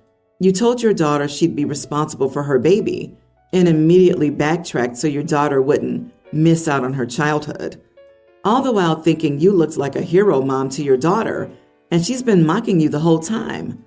As a result, your daughter's ungrateful and doesn't appreciate all you've done for her.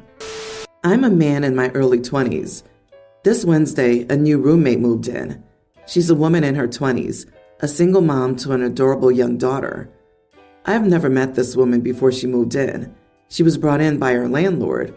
We had a 10-minute convo Wednesday before I went to work. I worked the night shift. Yesterday, she woke me up at 7 a.m. I got home at 3. She told me that she had to go to work, but that her daughter was in bed and asked if I would keep an eye on her. I was so sleep deprived that she had already left by the time I was about to say no. Am I crazy?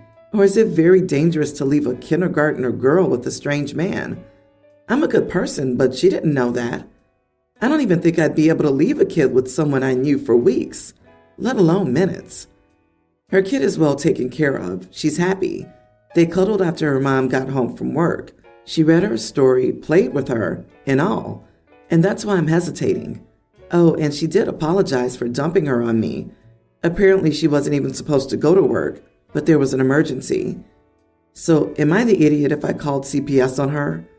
I have no problem with watching her kid. I actually love children. My issue is her mom not knowing me, not with me watching the kid. Everyone's the idiot here. Don't bring CPS into it over one incident. Set your boundary that I'm not comfortable watching your child again and see how it progresses. If you report her straight up, you might end up with a very tense living arrangement.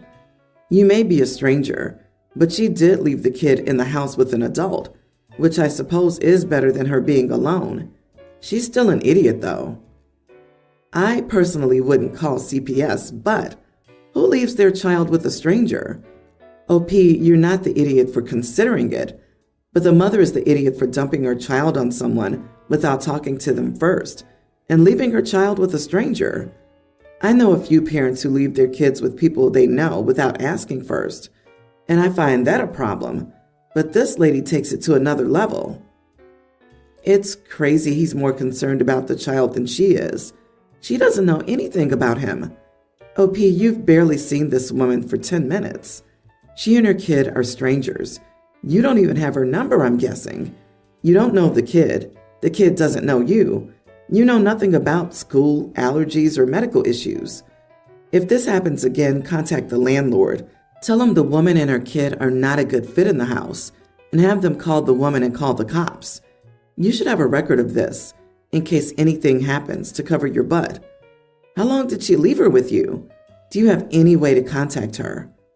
Nope. Honestly, I couldn't even remember her name. That was how brief our convo was. She left her with me until around 6 p.m. This is insane. She was gone for 12 hours and you didn't know her name? Yeah, no, that's abandonment. She's gonna pull this crap with every roommate. Contact your landlord, make the report, and make it clear that you will not babysit again. If she does leave the kid again, call the cops. You'll need official evidence. That's completely unacceptable. What if you had to work? Why didn't you get her contact info immediately from the landlord for her name, number, and work to contact her directly? You need to make it absolutely clear that this cannot happen again. And if it does, you'll drop the child off at the police station on your way to wherever you had planned to go that day. You can tell her you had a pleasant time with the child and may be willing on occasion to sit with her for an hour with prior permission, but you're not childcare. Lay down the expectation now, because it'll get worse now that you got away with it once. I have 4 kids from prior relationships, and my wife has 1.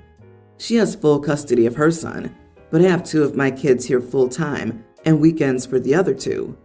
My wife gave birth on Wednesday and came home from the hospital on Thursday, so the kids and I have been doing our best to keep the house as quiet and relaxing for her as possible. On Friday, she asked me not to pick my youngest kids up because she feels the house is already unbearable with 3 kids, and 5 is too much. I told her she knew that wasn't possible. That's not how custody arrangements work. Besides, how would that make my kids feel? She said she just gave birth, so her feelings are important. I said I'm not flaking on my kids, so we need to figure something else out. Friday, when it was time for me to pick up all the kids, my wife was napping. I didn't want to potentially wake her, so I told my oldest, he's 19, to hold the baby until I got back. When I returned with all the kids, my oldest and my wife were screaming at each other. The best I can tell is that she woke up and went looking for me, and my son told her where I went, and she called me a thoughtless idiot. My son called her a hateful witch, and then they started screaming at each other. I got the kids to all go outside for a bit while I talked to my wife. She said I was an unbelievably selfish idiot that couldn't even give her a break for one weekend. She said none of this would have happened if I hadn't insisted on picking up my younger kids. She said she wanted my oldest to leave, but I said that wasn't an option. She locked herself in our room. I get that childbirth is more challenging than I'll ever know, and she's exhausted, but I don't feel like what she asked for is something I can give. Was I an idiot for insisting on getting my kids? Not the idiot. I understand that she just gave birth and is exhausted and overwhelmed, but she doesn't get to pick and choose when you're a father to any of your children, and particularly not so you can prioritize her as an adult. You were correct that this is not how custody agreements work, but more importantly, that's not how parenting works. You are the idiot, as is your partner, for not making plans in advance of giving birth to provide an atmosphere as relaxing and most conducive to recovering during a traumatic and exhausting period. I think you should have had all your other kids at alternative arrangements, if possible, for a week or so while you settled in, got into a routine, and your wife recovered. The time to do that was about 3 to 6 months before giving birth. Let the other kids know why and plan for the time they'll all get to meet their new sibling. Frankly, I understand your partner to a point.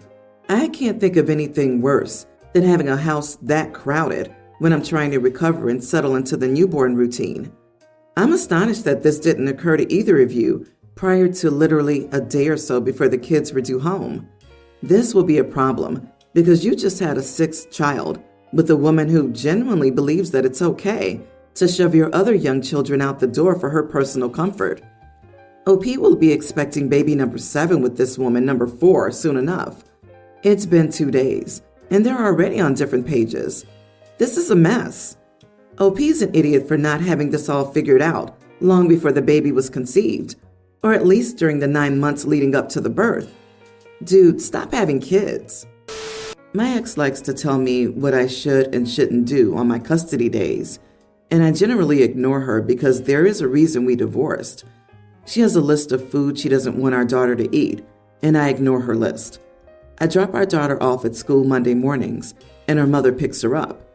She called me yesterday to say she was cleaning our daughter's lunchbox and found onion slivers and asked if any of the lunch I packed had onions. I said, yes, it did. She said that the onions were on her list. I said, I didn't care. She said onions make our daughter smell bad when she sweats, and kids will bully her. I said that our daughter showers at my house, and she might also try that at her house. She called me a spiteful idiot and told me no more onions. Our daughter likes onions, so I'm going to ignore her. A part of me does wonder if I was petty, though.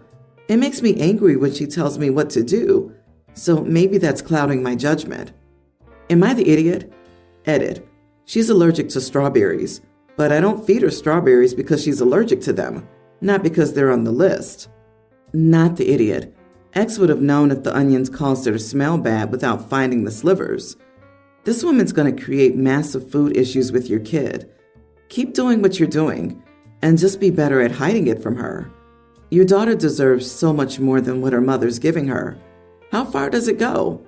She's too fat, so kids might bully her. So let's stop feeding her.